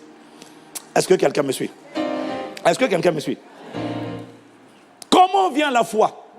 En fait, ce qu'il dit ici, c'est que la foi vient lorsque tu entends un témoignage, tu entends une prédication, tu écoutes un message. C'est comme ça que la foi naît. Mais en réalité, tu vas comprendre que c'est un peu plus que ça. Parce que si on écoutait une prédication faisait naître la foi, tout le monde aurait la foi. Or, tout le monde n'a pas la foi. Donc, c'est un peu plus que ça. Est-ce que quelqu'un me suit? Alors, la question qu'il m'a posée, c'est à ton avis, comment on fait les gens comme les Bartimée, les gens comme le centenier romain, les gens comme la femme cananéenne, les gens comme la femme avec la perte de sang, comment on fait ces gens pour avoir une foi qui les a qualifiés pour le miraculeux? Comment ils ont fait? Parce que tu vas te rendre compte que le principe, c'est exactement le même. Est-ce que quelqu'un me suit? Comment elles ont fait? Qui veut savoir comment? Comment on a cette foi-là? Tu sais, même moi, honnêtement, je n'avais jamais compris ça comme ça. On apprend tous les jours avec le Saint-Esprit. C'est hier qu'il a ouvert mon intelligence pour comprendre ça. Il m'a dit comment, on va prendre le cas pratique de la femme avec la perte de sang. Comment elle a fait pour avoir cette foi dans le miraculeux? Comment elle a fait? Tout a commencé avec Marc chapitre 5 au verset 27. Tout d'abord, ce qu'on nous dit à propos de cette femme, c'est ayant entendu parler de Jésus. Et entendu là, c'est le même mot que akoé, ça veut dire cette femme a entendu une annonce, elle a entendu, est-ce que c'était un prédicateur, est-ce que c'était un témoignage, mais elle a entendu parler, elle a entendu du son à propos de ce que ce Jésus-là faisait. Est-ce que quelqu'un me suit? Est-ce que quelqu'un me suit? Donc, elle a entendu une proclamation, une annonce, un témoignage, une prédication. Mais ce n'est pas tout, parce que d'autres personnes, exactement comme la même femme, eux aussi ont entendu des choses sur Jésus. Mais elles n'ont pas eu, la foi que cette femme a manifestée. Donc, entendre une prédication n'est pas suffisant. Ça ne s'arrête pas là. Mais ça a commencé par elle a entendu parler de Jésus. Si tu me suis, tu dis Amen. Mais qu'est-ce qui s'est passé? Elle a entendu parler. Maintenant, Matthieu nous explique la suite de l'histoire. Parce que chaque évangéliste, Matthieu, Luc, Marc, raconte une histoire différente. Il donne, des détails différents. Matthieu, chapitre 9, au verset 20 à 21, il dit, et voici, maintenant il raconte l'histoire en détail. Et voici une femme atteinte d'une perte de sang depuis 12 ans. s'approcha par derrière et toucha le bord de son vêtement, car elle disait en elle-même, si je puis toucher son vêtement, je serai guérie. Au commencement, elle avait entendu parler de Jésus. Mais là, on ne dit pas seulement qu'elle a entendu parler de Jésus, il s'est passé quelque chose. Elle a commencé par entendre parler de Jésus, on ne sait pas combien de temps après, elle a fini, et c'est là que la foi a été enfantée, elle a fini par faire passer un disque à l'intérieur d'elle, une mélodie. Elle se disait en elle-même, si seulement je peux toucher le bord de son vêtement, je serai guérie. Ça veut dire que cette femme a même déterminé comment elle allait être guérie. Ça, c'est la foi. Je te dis que quand Dieu est engagé contre quelqu'un à la foi, Dieu ne pouvait plus dire non. C'est elle qui a dit, quand je vais le toucher, mon cas est réglé. Mon dossier est fini dès que je le touche. Oui, mais attends, demande d'abord la volonté. Elle dit non, moi c'est ça qui va se passer. Dès que je le touche, c'est fini. Elle était sûre. Pourquoi? Elle se disait en elle-même. Elle avait une ferme assurance. Elle avait une conviction que si je le touche, c'est fini. La question, c'est comment est-ce qu'elle en est arrivée à se dire en elle-même. Comment elle en est arrivée à avoir cette conviction? Alors que ça fait 12 ans qu'elle souffre, elle a dépensé son argent dans les médicaments, les médecins, elle en a consulté plusieurs, elle n'a jamais trouvé de remède. C'est ce que disent les autres versions. Est-ce que quelqu'un me suit? Est-ce que quelqu'un me suit? Comment elle en est arrivée à cette ferme conviction que si je le touche, elle n'a pas dit ça une fois, elle le passait en boucle. Dès que je le touche, c'est fini. Si je le touche, si j'arrive à le toucher, je sais que quand je le touche, c'est fini. Comment elle a développé cette assurance-là? Comment ça a été engendré à l'intérieur d'elle? Est-ce que quelqu'un me suit? Alors que le Seigneur me faisait remarquer que, tu sais, il me disait, c'est vrai pour tous les êtres humains, elle a quand même souffert pendant 12 ans. Ça veut dire qu'elle avait des douleurs, elle avait des saignements. Et toi et moi, nous savons que la douleur a une voix. Oui ou non? La douleur a une voix. La souffrance a une voix. Dis amen si tu me suis. La souffrance a une voix. Ça veut dire que même pendant que cette femme était en train d'approcher Jésus, était en train de se frayer un chemin au milieu de la foule, tu peux être sûr parce que ta foi sera toujours combattue par ta chair. Est-ce que tu me suis? Tu peux être sûr que, enfin je ne sais pas, toi peut-être que tu n'as jamais connu ça, mais ton voisin et moi on sait que même quand tu essaies de te cramponner à la parole de Dieu, tu ne peux pas traverser cette situation sans entendre une voix intérieure de l'esprit d'incrédulité, de doute qui te dit, ça fait longtemps que tu as essayé, ça n'a pas marché. Médecin 1, médecin 2, médecin 3, médecin 4, ça n'a pas marché, tu as mis ton argent, laisse tomber. Ouais mais si seulement je peux toucher, laisse tomber, ça ne marchera pas. Tu vas connaître encore une nouvelle désillusion, une nouvelle déception, et ça sera identique. Elle avait forcément cette voix qui lui parlait. Qui a déjà entendu cette voix de l'incrédulité qui parle à l'intérieur d'elle? Tu as envie de croire, mais tu es combattu. Laisse tomber, ça ne passera pas. Tu ne changeras pas. Cette voix, c'est la voix de la chair. Elle parle à chacun d'entre nous. Mais comment donc cette femme est parvenue à garder en boucle, si je le touche, je serai guéri. Si je touche son vêtement, je serai guéri. Alors qu'une voix est en train de dire, laisse tomber, tu perds ton temps. Le Saint-Esprit m'a dit, en fait, il y a eu, entre le jour où elle a entendu parler de Jésus et le jour où elle est allée toucher son vêtement. Rien ne dit que c'était le même jour. Rien ne dit que c'était instantané. C'est faux. C'est pas écrit. Tu ne sais pas ce qui s'est passé entre les deux. Est-ce que quelqu'un me suit? Est-ce que quelqu'un me suit? Il m'a dit entre le jour où elle a entendu parler de Jésus et le jour où elle a touché le vêtement de Jésus. Au début, elle a entendu parler, mais beaucoup d'autres ont entendu parler. Mais qu'est-ce qui a fait qu'elle est arrivée au point où elle était sûre? Quand je le touche, mon cas est réglé. Il s'est passé quelque chose. Il m'a dit entre le jour où elle a entendu parler et le jour où elle a touché son vêtement, il y a eu beaucoup. Elle a réfléchi, elle a analysé, elle a observé, elle a médité. Elle a médité, analysé, observé, réfléchi. Elle a dû observer. Il m'a dit c'est obligatoire. Tu n'arrives pas à cette ferme assurance, à cette conviction intérieure sans avoir observé. Elle a dû observer d'abord la nature de Jésus. Est-ce qu'il fait payer les guérisons là? Est-ce qu'il fait payer les guérisons? Non. Non, c'est la question qu'elle s'est posée. Est-ce que les guérisons sont payantes? Non. Est-ce que quand il chasse des démons, il demande l'argent? Non. Ça veut dire que c'est quelqu'un de bon. C'est quelqu'un de bon, forcément. Donc, elle a réfléchi. Au-delà d'entendre, elle a réfléchi à la nature. Elle a réfléchi sur la personne dont elle a entendu parler. Il est forcément quelqu'un de bien. Et puis, elle a dû réfléchir sur l'identité de Jésus. Parce qu'en Israël, il y en a qui l'appelaient il y en a qui disaient que c'était le Messie. Elle n'était peut-être pas sûre que c'était le Messie. Mais il y a une chose dont elle était sûre, très probablement, c'est ce qu'ils ont dit. Ils ont dit, personne ne peut faire autant de miracles s'il n'est envoyé de Dieu. Ça veut dire qu'elle savait, parce que Moïse leur avait dit, l'Éternel, votre Dieu, vous suscitera parmi vous un frère au milieu de vous, écoutez-le. Est-ce que ce n'est pas le prophète? Donc, quand Jésus est venu, il y a des Israélites qui demandaient, est-ce que ce n'est pas le prophète? Est-ce que c'est lui le Messie? Mais elle savait que cet homme-là venait de Dieu. Dis Amen. Et puis donc, elle a analysé, elle a médité, elle a observé, elle a réfléchi. Elle a réfléchi à la nature, il est bon. 2, à son identité, c'est sûrement un prophète. Donc c'est un envoyé de Dieu. Et s'il est envoyé de Dieu, il est venu pour faire les œuvres de Dieu. 3, elle a observé les œuvres de Jésus.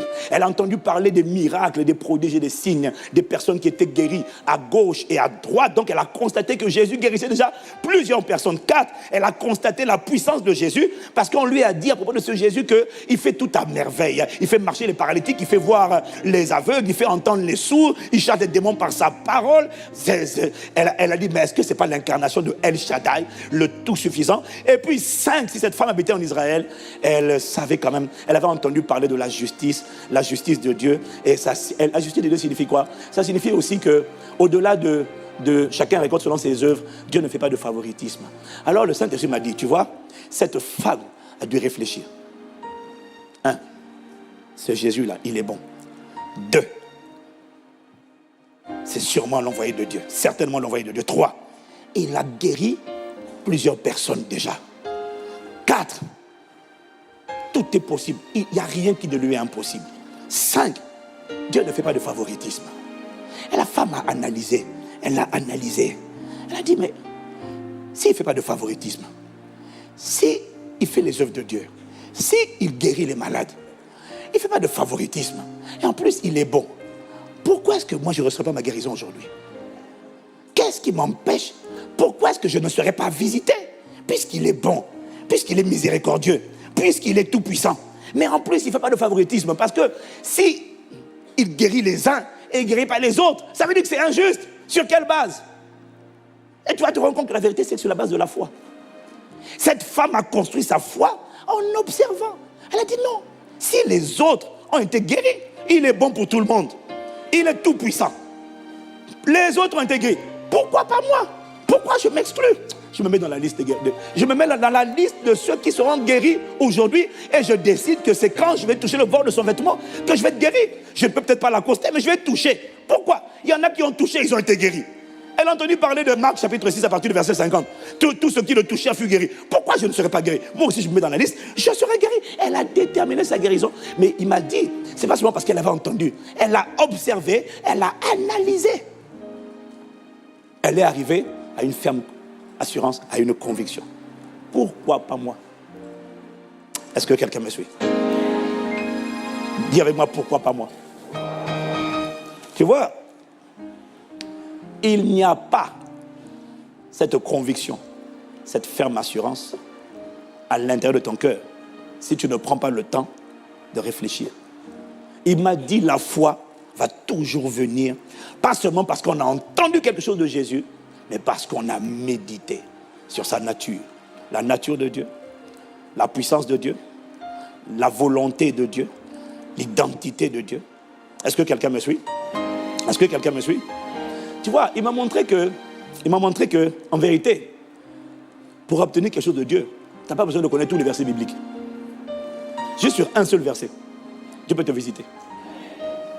Juste sur un verset. Mais tu dois réfléchir. Tu entends parler, mais tu dois t'asseoir. Réfléchir. Il m'a dit, tu regardes, dans Jean 16, verset 24, il dit, jusqu'à présent, vous n'avez rien demandé, mais demandez afin que votre joie soit parfaite. Demandez afin que votre joie soit parfaite. Tu sais que rien que ça, moi, c'est avec ça que j'ai prié par rapport à l'hôtel royal. J'ai dit, mais Seigneur, tu as dit demandez afin que votre joie soit parfaite. Ça veut dire que, dis-moi, Tu as déjà vu un parent qui n'a pas... Quel parent ne prend pas plaisir à voir ses enfants avec une joie parfaite? Si tu es un père de famille, tu es content quand tes enfants sont contents. Dis Amen. Dis Amen.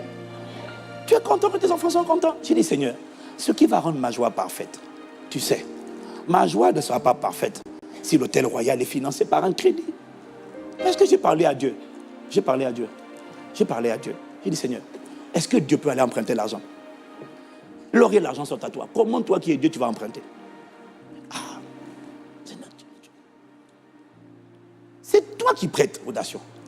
Comment les banques vont te prêter l'argent? Bon, on a eu des rendez-vous avec différentes banques. Il fallait y aller parce qu'il fallait y aller. Mais mon cœur n'était pas convaincu. Parce que j'ai dit, Seigneur, moi, honnêtement, ma joie sera parfaite si tu accomplis ce que tu m'avais dit. Et tu m'as dit, le projet est tellement impossible humainement, mais tu m'as dit que tu veux le financer cash. Ça sera un message. Donc, si une banque finance, je ne dis pas non. Je vais dire gloire à Dieu. Mais tu sais, au-delà de moi, que ma joie ne sera pas parfaite. Ma joie sera mitigée. Je vais rendre grâce, mais je sais que tu peux le faire. Je ne sais pas comment, mais je sais que tu peux le faire. Je sais que tu peux le faire. Et donc, c'est la foi que j'avais, jusqu'à aujourd'hui. Et on a vu avec des banques, on a vu, et puis il y a des banques, bon, ça n'a pas abouti.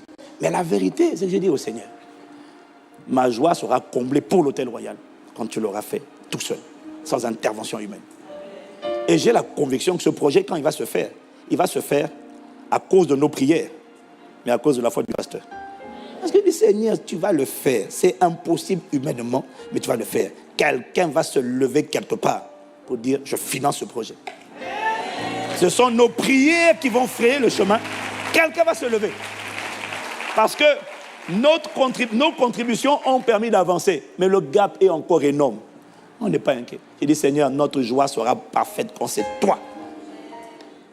C'est toi qui l'auras fait. Ah, dis Amen. Dis Amen. Amen. Tu vois, la femme avec la femme cananéenne, comment elle a fait pour obtenir la guérison de sa fille?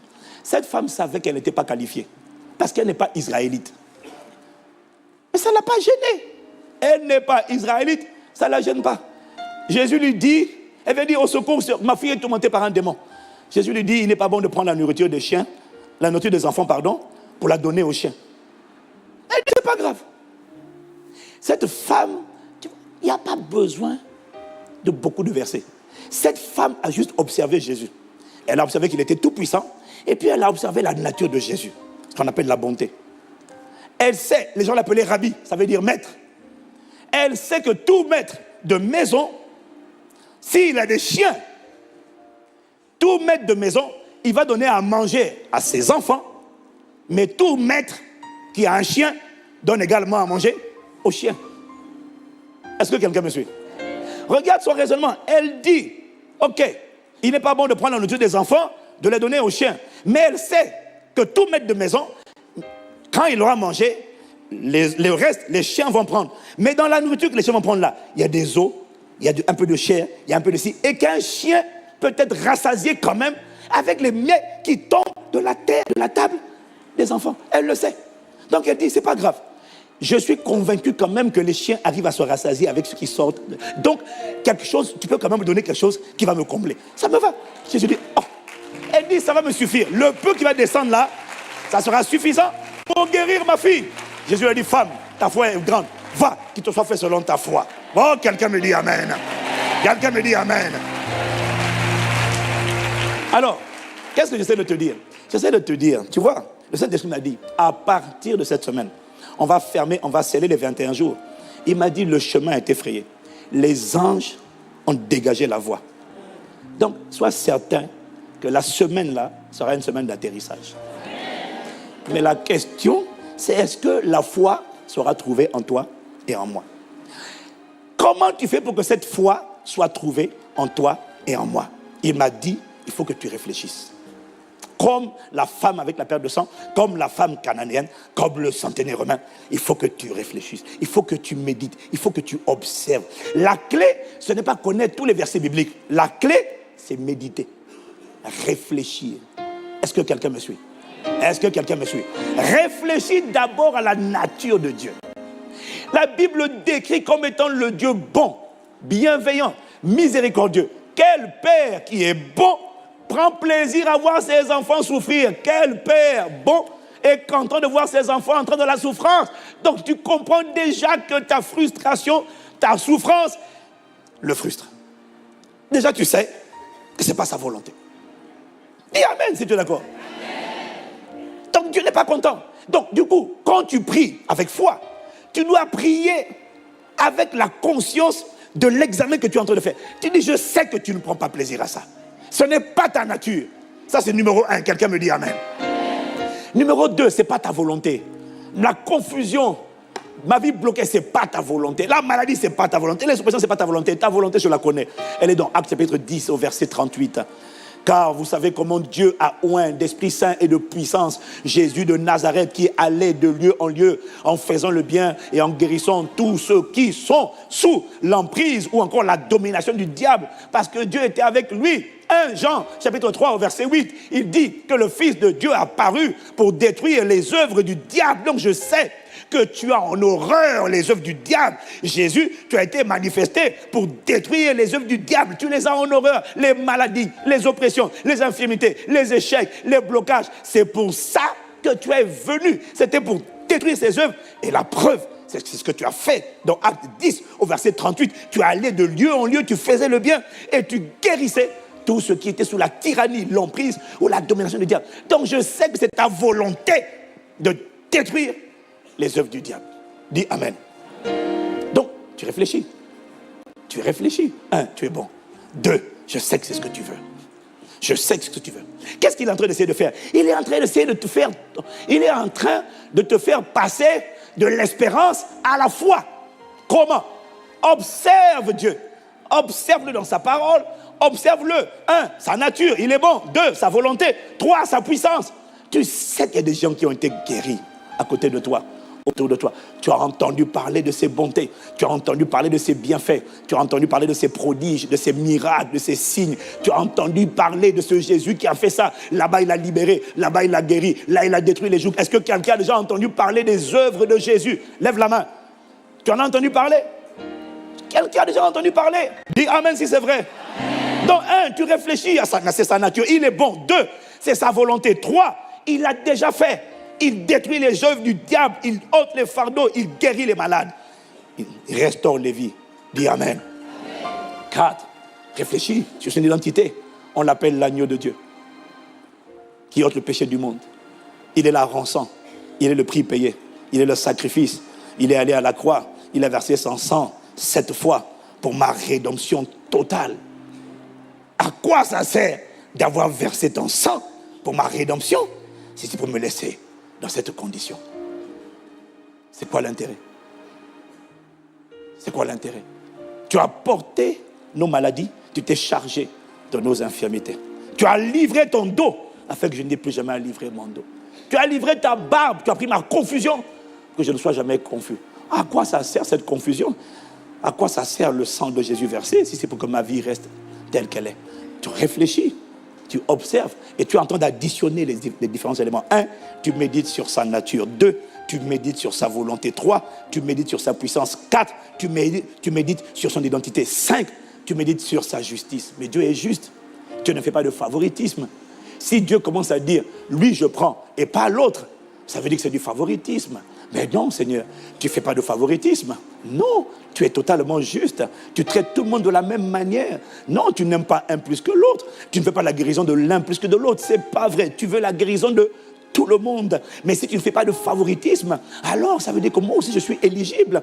Mais puisque tu l'as fait pour les autres, puisque tu es tout puissant, et en plus tu es bon, tu l'as fait pour les autres. Donc Seigneur, moi aussi je suis éligible. Parce que la vérité, la raison pour laquelle ça ne se manifeste pas, ce n'est pas parce que Dieu ne veut pas, c'est parce qu'il ne trouve pas la foi. Mais comment vient la foi? Il m'a dit la foi vient par la réflexion. Il faut réfléchir, il faut méditer, il faut observer. Le 6e point, tu observes sa fidélité. Il a dit dans Malachie chapitre 3, je crois que c'est au verset 18. Il a dit, vous verrez de nouveau la différence entre le juste et le méchant, entre celui qui sert Dieu et celui qui ne sert pas Dieu. Seigneur, tu as dit dans ta parole qu'on verra de nouveau la différence entre le juste et le méchant.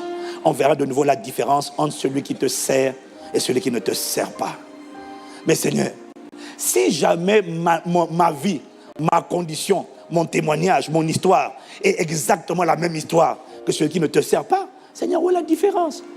Où est la différence? Ça veut dire que le méchant, ou ça veut dire celui qui ne te sert pas, n'aura pas envie de te servir, puisqu'il ne verra pas la différence. Mais ta volonté, c'est qu'ils te servent eux aussi. Mais Seigneur, pour qu'ils te servent, il faut qu'ils voient comment tu récompenses ceux qui te servent en les distinguant, en mettant sur eux le sceau de la distinction divine. S'ils ne voient pas ce sceau de la distinction divine, mais Seigneur, ils n'auront pas envie de te servir. Donc Seigneur, à cause de ça, tu es obligé. Je combine tous ces points. Je dis non, il n'y a pas de raison qu'il m'écarte. Il n'y a pas de raison que je ne sois pas visité. Il n'y a aucune raison. Il ne fait pas de... Rien que ça là. Il ne fait pas de favoritisme. Et il a dit, on va voir la différence. Il dit, Seigneur, on la verra à travers moi. On la verra à travers toi au nom de Jésus. Tu prends ces points, tu les additionnes, tu les repasses en boucle. Pendant que la douleur est là, pendant que la condition ne change pas, pendant que les défis sont là, toi ce que tu fais, tu repasses en boucle là, ces choses-là. Et le fait de repasser en boucle les différentes facettes de Dieu, son amour, sa fidélité, sa justice, pas de favoritisme. Tu es tout puissant. Tout est possible à celui qui croit. Tu as dit que tu es tout puissant, rien n'est impossible. Seigneur, rien n'est impossible à celui qui croit. Tu es le tout puissant. Seigneur, tu as vaincu Satan. Tu as dépouillé les autorités, les dominations. Seigneur, il n'y a personne qui peut te résister. Il n'y a aucun joug, il n'y a aucune maladie, il n'y a aucun fardeau qui peut te résister. Tu es bon. Toi, j'ai fait la liste. Moi, j'ai noté pour moi-même. 1, ta nature. 2, je sais que c'est ta volonté. Ta nature, c'est la bonté. Ta volonté, ta puissance, ta justice. Tu ne fais pas de favoritisme. Mais en plus, tu es venu pour ça. Tu es venu pour me donner une vie différente qu'on appelle l'héritage. Pourquoi je vais m'exclure de ça? Seigneur, à cause de tous ces paramètres, et parce que tu as dit qu'à travers moi, on doit voir la différence entre celui qui te sert et celui qui ne te sert pas. Alors, Père, je te dis merci de ce que moi, je suis qualifié. Mon nom est dans la liste. Il y a un colis, il y a des colis qui me sont destinés cette semaine. Ces colis vont me localiser.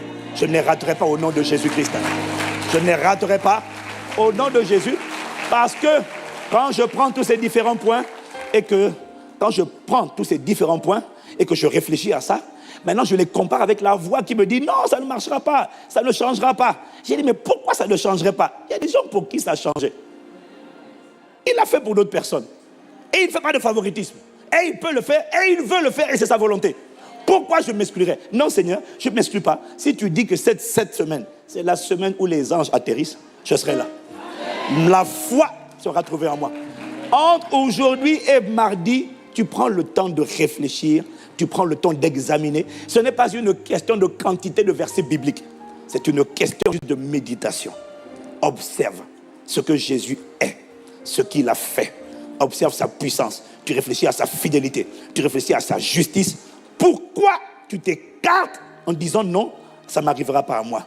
La femme avec la perte de sang et Bartimée et le centenaire romain ont dit, ah, moi quand je combine tous ces différents paramètres, je les ajoute ensemble, je ne vois pas pourquoi il ne le ferait pas pour moi. Il le fera pour toi. Quand tu as cette certitude qu'il va le faire pour toi, parce qu'il veut le faire, il le fera. C'est ça qu'on appelle la foi. Dis Amen. Acclame le Seigneur, alléluia. Je m'attends à toi. Les barouches.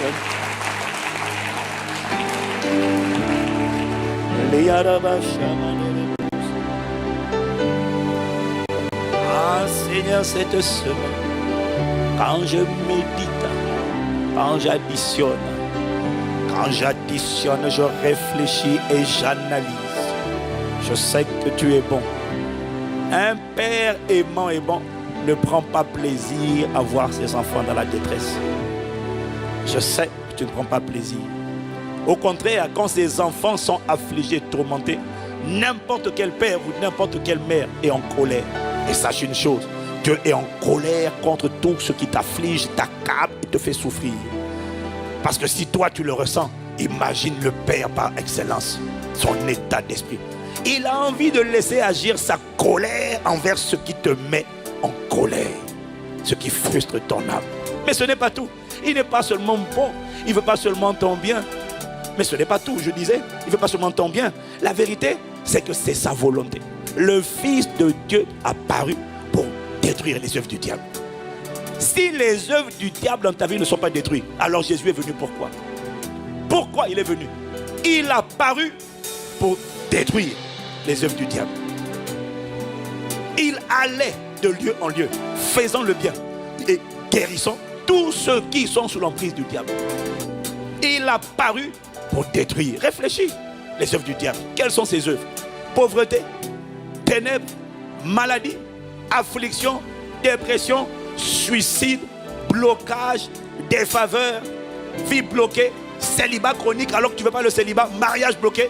Il a paru pour détruire les œuvres du diable. S'il n'a pas paru, s'il a paru pour détruire les œuvres du diable et que ces œuvres du diable ne sont pas détruites dans ma vie, alors je lui demande, tu as paru pourquoi? La foi audacieuse dit à Dieu, alors tu as paru pourquoi? Donc quand je comprends ça, j'ai dit, Seigneur, mon cas est réglé cette semaine. Si tu as paru pour détruire les œuvres du diable et que quelque part dans ma main, dans ma vie, la main du méchant est en train d'opérer, cette main va s'arrêter, elle va être brisée au nom de Jésus. Parce que tu es bon, parce que c'est ta volonté, c'est pour ça que tu as été manifesté. Et en plus, tu es l'agneau qui ôte le péché du monde. Tu as été à la croix, tu es la rançon, tu es le sacrifice, tu es la justice de Dieu, le seul que le Père a créé. Tu es venu, tu as quitté l'éternité uniquement pour m'acheter. Parce que tu as entendu les cris de mon cœur, comme tu as entendu les cris du démoniaque de Gadara. Tu as traversé le Jourdain avec tes disciples juste pour un homme. Seigneur, tu es capable de traverser encore pour moi aujourd'hui. Parce que tu ne fais pas de favoritisme. Tu as entendu ces cris, les miens aussi tu as entendu. Parce que tu as dit dans ta parole, lorsque les justes crient, le Seigneur entend et il les délivre de toute leur détresse. Il les délivre de tout ce qui les stresse, les oppresse. C'est ce que tu as dit et je crois que tu viens cette semaine manifester, mettre un thème final, manifester un saut final plutôt à cette délivrance. Et je sais que tu ne fais pas de favoritisme. Et je sais que tu es fidèle. Et ce que tu as dit, c'est ce que tu vas faire. Dieu n'est pas un homme pour mentir, ni le fils d'un homme pour se repentir. Ce que tu as dit, ne le feras-tu pas? Ce que tu as déclaré, ne l'exécuteras-tu pas? Seigneur, quand je combine ces ingrédients, d'autres ont été guéris parce qu'ils ont cru. Ils n'ont pas été guéris parce que Dieu est bon. Ils ont été guéris parce qu'ils ont cru à la bonté de Dieu. Et ils ont cru que ce Dieu était trop bon pour les laisser comme ils étaient. C'est leur foi qui les a guéris. Ce n'est pas Dieu qui les a guéris, c'est leur foi qui les a guéris. Dieu veut guérir tout le monde. Le problème c'est que chez plusieurs, ils ne trouvent pas la foi chez ceux qui entendirent.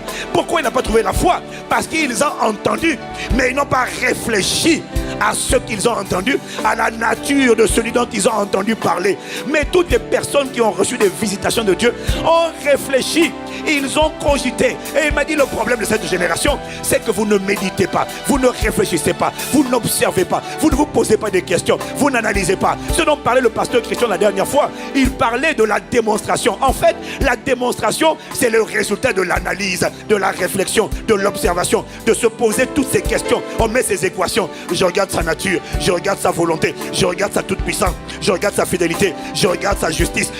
Et tu ne fais pas de favoritisme. C'est pas possible que tu guérisses quelqu'un à gauche et moi tu me laisses dans ma condition. Non, non, parce que je sais que tu ne prends pas plaisir à cette condition.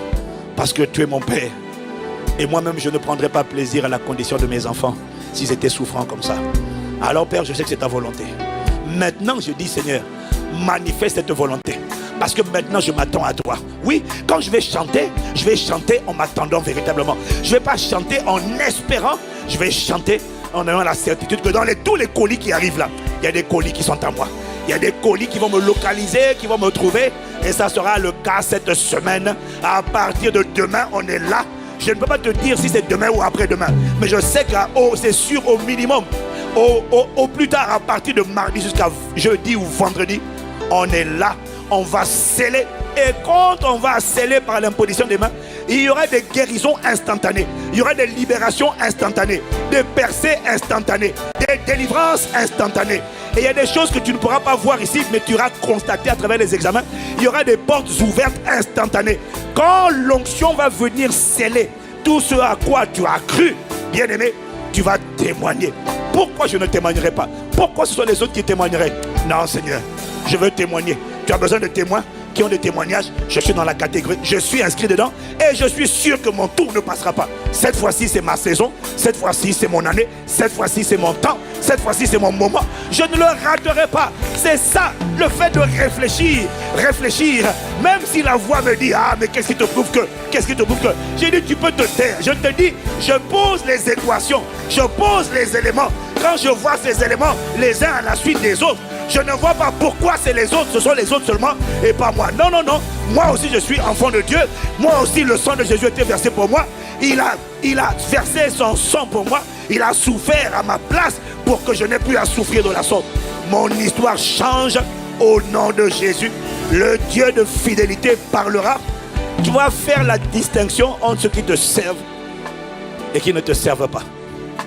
Parce qu'à travers ceux qui te servent, tu veux donner l'envie à ceux qui ne te servent pas de venir te servir.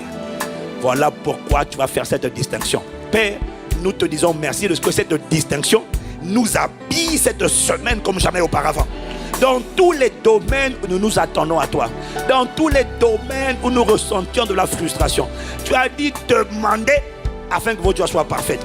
Une joie mitigée, une joie partielle, ce n'est pas ta volonté. Ta volonté, c'est une joie parfaite. Tant que ce n'est pas parfait, moi je ne bouge pas. Tant que ce n'est pas parfait, j'attends mon colis. Et je ne change pas de standard, je ne rabaisse pas mes attentes. Ma joie sera parfaite dans le nom de Jésus-Christ. À cause de ce que tu es. Voilà pourquoi je veux te dire que je ne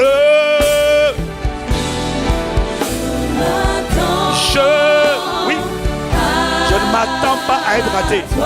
Je ne m'attends pas à être contourné. Je m'attends à être rencontré. Je m'attends à ta livraison. Je m'attends.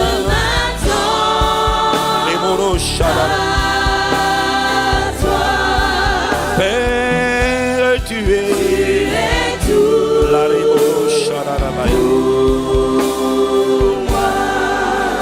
Je m'attends cette semaine sur les rails de ta volonté. Nous connaissons déjà ta volonté. Ta volonté, c'est de manifester la parole. Accorde-nous la grâce de méditer, de réfléchir, d'additionner tous ces différents éléments. Ce sont les éléments qui produisent la foi qui vit le miraculeux. Si la femme cananéenne, si la femme avec la perte de sang, si le centenier romain, s'ils ont réussi à arracher le miracle, Père, notre tour, c'est cette semaine. Dans le nom de Jésus. Ce qu'ils ont vu de toi, nous nous voyons encore mieux que ça. Parce que nous te voyons comme le Messie, l'envoyé, le Christ, le Shiloh, le sacrifice, la rançon. Sur lequel le sang devait être versé pour notre délivrance totale. Eux, ils ne savaient pas. Nous, on le sait. Seigneur, nos cas sont réglés cette semaine. Nos cas sont réglés cette semaine. Nos cas sont réglés. Alors, il y a quelqu'un qui va venir. Il va dire, Seigneur, dès que je reçois l'imposition des mains, la boucle est bouclée, le dossier est fermé, on commence une nouvelle vie. La restauration des années perdues, des opportunités perdues, Seigneur, de tout ce qui m'avait frustré, et scellé. Dès que je reçois l'onction, la boucle est bouclée, ma vie est scellée dans le nom de Jésus. Les cieux et la terre passeront, ta fidélité ne passera pas, Père, dans le nom de Jésus. T'avons ainsi prié avec action de grâce. Nous nous attendons à toi. We thank you, Lord. Au nom de Jésus. Tu es tout pour moi. La yara maderobos, ayarabos.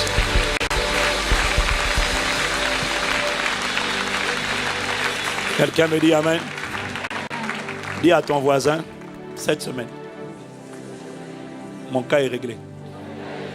Ouais. Quand tu vas t'approcher après avoir réfléchi. Pourquoi ça échouerait? Pourquoi ça ne marcherait pas? Pourquoi la captivité continuerait? Elle n'a pas de raison de continuer. Mais Dieu a besoin de faire naître la foi en toi. À la maison, tu réécoutes ce message. Je ne sais pas si ce sera le premier ou le deuxième culte qui sera mis, mais on mettra le culte où le pasteur était le plus frais. Mais tu réécoutes. Oui, mais toujours. La prédication, ce n'est pas bouton automatique. Dis Amen. Mais tu réécoutes ça, s'il te plaît. Prépare-toi. Nous venons ici dès demain avec une atmosphère de foi. Des gens qui sont sûrs que c'est aujourd'hui que ça va se passer.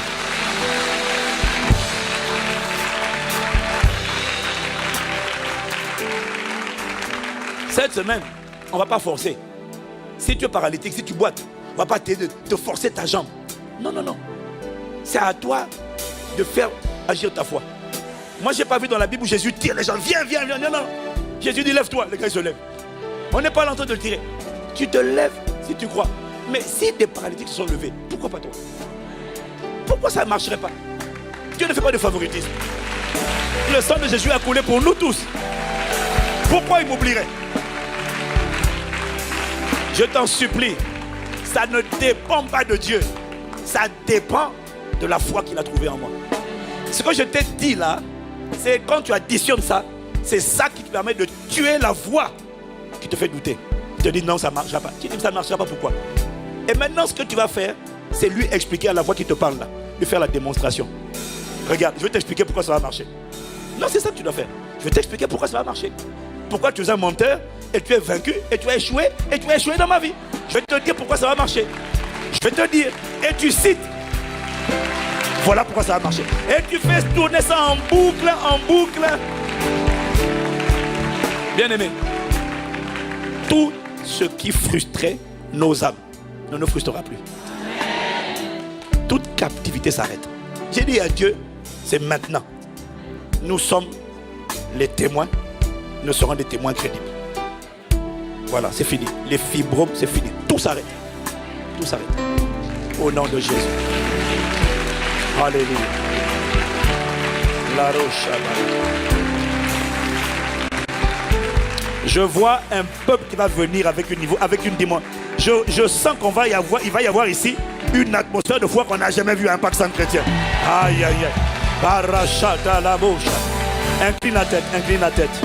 Avant de rendre le micro, je ne peux pas rendre le micro sans te donner à toi qui est là pour la première fois ou pour la deuxième ou la troisième fois. Mais tu n'as jamais donné ta vie à Jésus encore. Tu as entendu cette parole et tu dis, moi aussi je veux vivre la foi qui fait des miracles, qui permet de vivre, de recevoir, de manifester, de provoquer les miracles. Mais tu vois, Dieu ne te doit rien tant que tu n'es pas d'abord son enfant. Et Jésus a donné sa vie pour faire de chacun d'entre nous des enfants de Dieu. Si tu ne connais pas, tu n'as pas reçu Jésus dans ta vie, tu n'es pas encore enfant de Dieu, tu es créature de Dieu.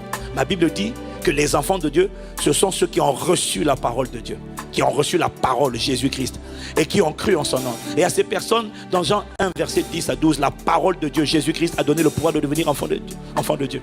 Lesquels sont nés de la volonté de la chair, ni du sang, ni de l'homme, mais ils sont nés de Dieu. Tu deviens enfant de Dieu lorsque tu reçois Jésus dans ta vie. Et quand tu reçois Jésus, tu reçois le Saint-Esprit qui est l'esprit de foi. Il te donne cette mesure de foi. Et dès lors que tu es son enfant, tu peux parler avec assurance, te dire, il est mon Père. Un père ne prend pas plaisir à la souffrance de son enfant. Donc, je sais que cette souffrance ne te plaît pas. Tu l'as en horreur, tout comme moi. Voilà pourquoi tu vas me visiter cette semaine. Mais il faut d'abord qu'il soit ton Père. Alors, veux-tu que Dieu soit ton Père par Jésus-Christ? Et Jésus-Christ alors est ton grand frère. Il est le chemin, il est la vérité, il est la vie. Il est le chemin qui t'emmène au Père. Veux-tu venir au Père à travers Jésus ce matin? Lève la main si c'est ton cas. Et tu viens devant, nous allons prier pour toi. Ne regarde ni à gauche ni à droite. C'est un moment personnel. C'est un instant personnel. Et l'église ici présente veut prier pour toi. Est-ce qu'on peut acclamer le Seigneur pour les encourager? Sors des rangées. Sors des rangées. Sors des rangées et viens devant. Viens devant. C'est le jour du salut pour toi. Dieu veut te communiquer cette foi du miraculeux. Si tu n'as pas ce commencement, il faut d'abord que Dieu soit ton Père. S'il n'est pas ton Père, il n'est pas engagé. Je ne suis pas responsable de tous les enfants de la planète. Je suis responsable de mes enfants. Devant mes enfants, j'ai une responsabilité. À tous les autres enfants, je n'ai pas le même niveau de responsabilité et d'obligation. Mais si tu es son enfant, alors tu es obligé. Tu n'es pas son enfant en étant religieux. Tu n'es pas son enfant en étant catholique, protestant, musulman. Tu es son enfant lorsque tu suis le chemin appelé Jésus-Christ qui t'emmène au Père. Nul ne peut venir au Père que par moi et ainsi devenir un enfant de Dieu. Je t'attends, il y a quelqu'un qui entend entendre cette parole. Tu sais que tu n'es pas enfant de Dieu. Je ne sais pas si tu pries, mais tu n'es pas enfant de Dieu. Et pendant que je te parle, il y a une voix qui est en train de te dire, avance-toi. Pourquoi attendre? Viens maintenant, parce que Dieu veut te faire du bien maintenant. Dieu veut changer ta vie maintenant et faire de toi un accomplisseur d'exploits maintenant. On acclame, on acclame, on acclame. Voilà. On t'attend. Il y en a d'autres qui doivent venir encore. Il y en a d'autres qui viennent. On vous attend. On vous attend. La voix est en train de te parler et te dit avance. Ne regarde ni à gauche ni à droite. C'est une histoire personnelle. C'est entre Dieu et toi.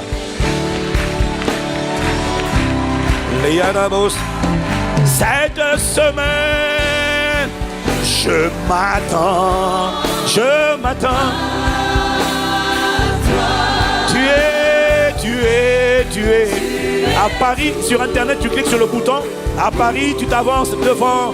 Je m'attends à toi. Tu es tout pour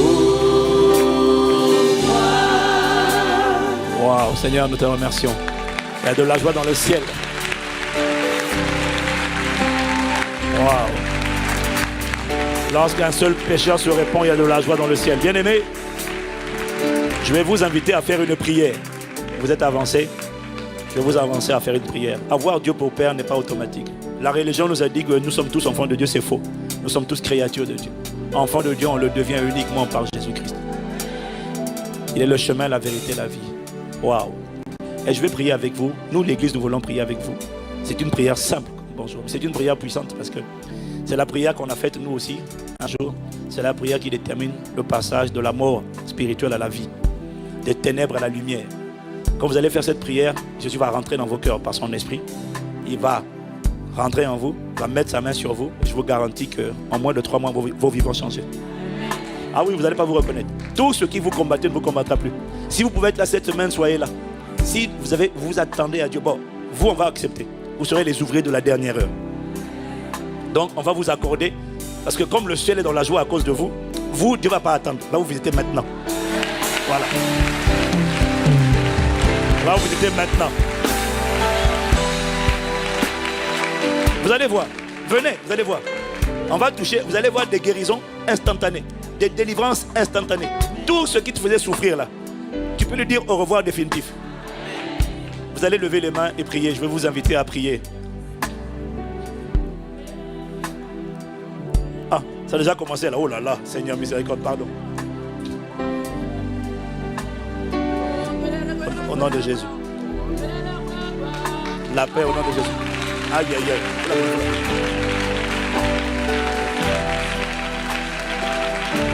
Waouh. Vous allez lever la main. Vous allez répéter avec moi cette prière. Répétez avec moi, Seigneur Jésus. J'ai entendu ta parole. Je te demande pardon pour mes péchés, pour m'être séparé de toi. Seigneur, aujourd'hui, entre dans ma vie. Change-moi. Réécris mon histoire. Visite-moi dès cette semaine. Guéris-moi. C'est ta volonté. C'est pour cela que ton sang a coulé. Tu as donné ta vie pour que je sois totalement restauré. Que tout ce qui me frustrait soit détruit au nom de Jésus.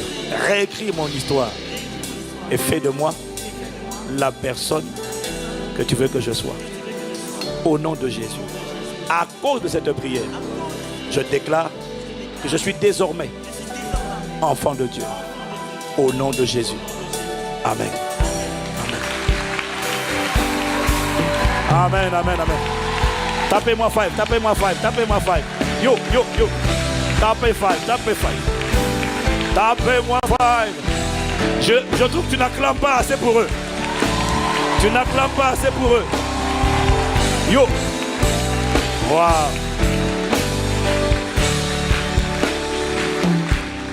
Alors, cher bien-aimé, quand on fait cette prière, On va vous expliquer ce que c'est. On va vous recevoir rapidement pendant 5 minutes. Cette prière s'appelle la nouvelle naissance. Quand un enfant vient de naître, même quand il a 70 ans, quand on fait cette prière, spirituellement, on est un enfant. Et un enfant, on le livre par lui-même, il faut en prendre soin. C'est ce qu'on veut faire. On veut prendre par la main, comme on nous a pris par la main. À l'époque, on a fait cette prière et on est devenu ce que nous sommes devenus. Amen. On veut faire la même chose avec vous. Et sachez que désormais, vous avez trouvé une famille à Impact Centre Chrétien. Voilà. L'église, c'est la famille d'accueil où Dieu place les gens qui sont nés de nouveau. Donc, si dimanche prochain vous venez, vous asseyez à la même place. Bon, si elle est prise, cherchez une autre place. Il ne faut pas faire de palabre. D'accord? Voilà, on est ensemble, on va vous accueillir. Vous allez suivre le frère Anderson qui est là sur ma gauche. Est-ce qu'on peut acclamer le Seigneur pour eux? Je vous demande de suivre le frère Anderson. On va prendre vos contacts, on va vous contacter dès cette semaine. Est-ce qu'on peut être plus généreux en acclamation? Plus généreux en acclamation.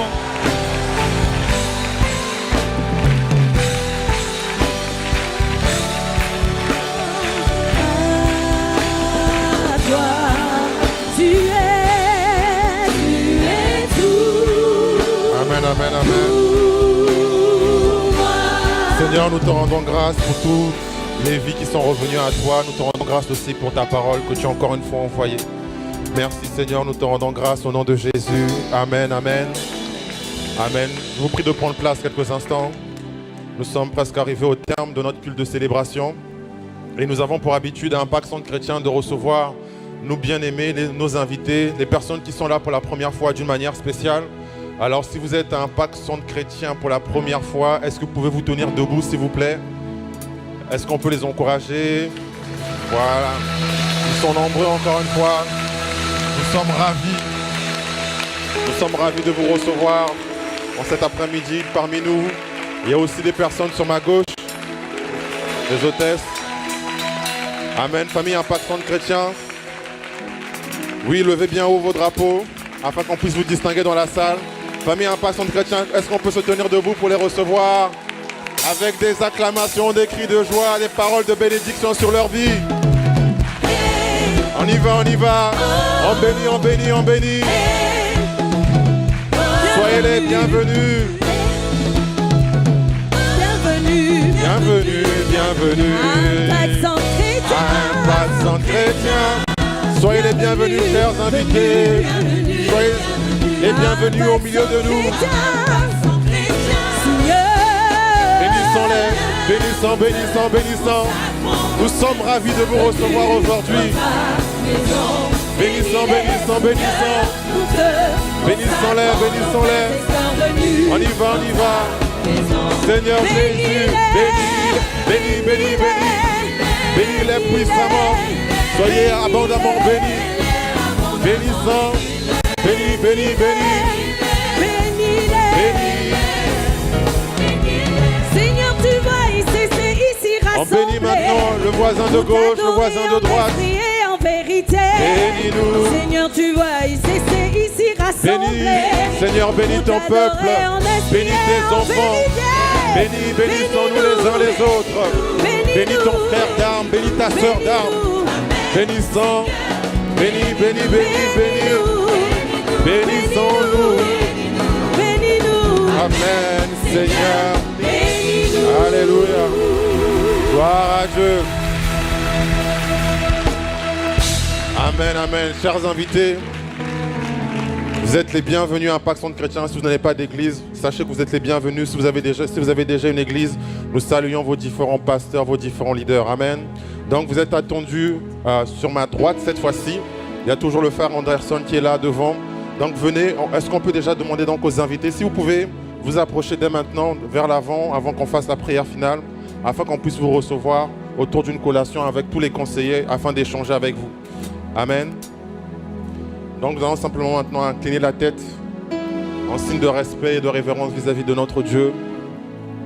Seigneur, nous te rendons grâce encore une fois pour la parole que tu as envoyée aujourd'hui. Nous te rendons grâce encore une fois de ce que tu vas susciter la foi dans nos cœurs, afin que nous aussi nous puissions vivre la dimension des signes, des prodiges et des miracles tout au long de cette semaine. Nous ne savons pas comment tu vas le faire, mais Esprit de Jésus, au moins nous, les âmes, au moins nous, les frères et les sœurs que nous sommes, nous allons nous préparer dans la méditation de ta parole. Ce que tu as fait avec la femme cananéenne, ce que tu as fait avec la femme à la perte de sang, Seigneur, tu es aussi capable de l'accomplir dans chacune de nos vies. Alors, Seigneur Jésus, nous nous attendons à toi. Tu es le même hier, aujourd'hui et éternellement. Et comme tu n'as pas changé, nous savons que tu vas exaucer. Alors Seigneur, nous te rendons grâce déjà pour le miraculeux que tu vas faire tout au long de la semaine. Ce lundi, ce mardi, ce mercredi, ce jeudi et ce vendredi, dans le nom de Jésus. Seigneur, nous te rendons grâce pour le serviteur. Nous te rendons grâce pour le pasteur Yvan. Renouvelle ses forces pour le 3e culte et renouvelle ses forces tout au long de cette semaine, afin que des paroles de connaissance, de sagesse et de libération sortent encore une fois de sa bouche. Nous te rendons grâce, Père. Dans le nom de Jésus, nous avons prié avec action de grâce. Amen. Amen, amen, amen, amen. Excellent dimanche à tout un chacun. Prenons encore le temps de nous saluer les uns les autres, de partager et les invités. Donc vous êtes attendus tout devant à ma droite afin de partager avec les conseillers. Excellent dimanche à tous.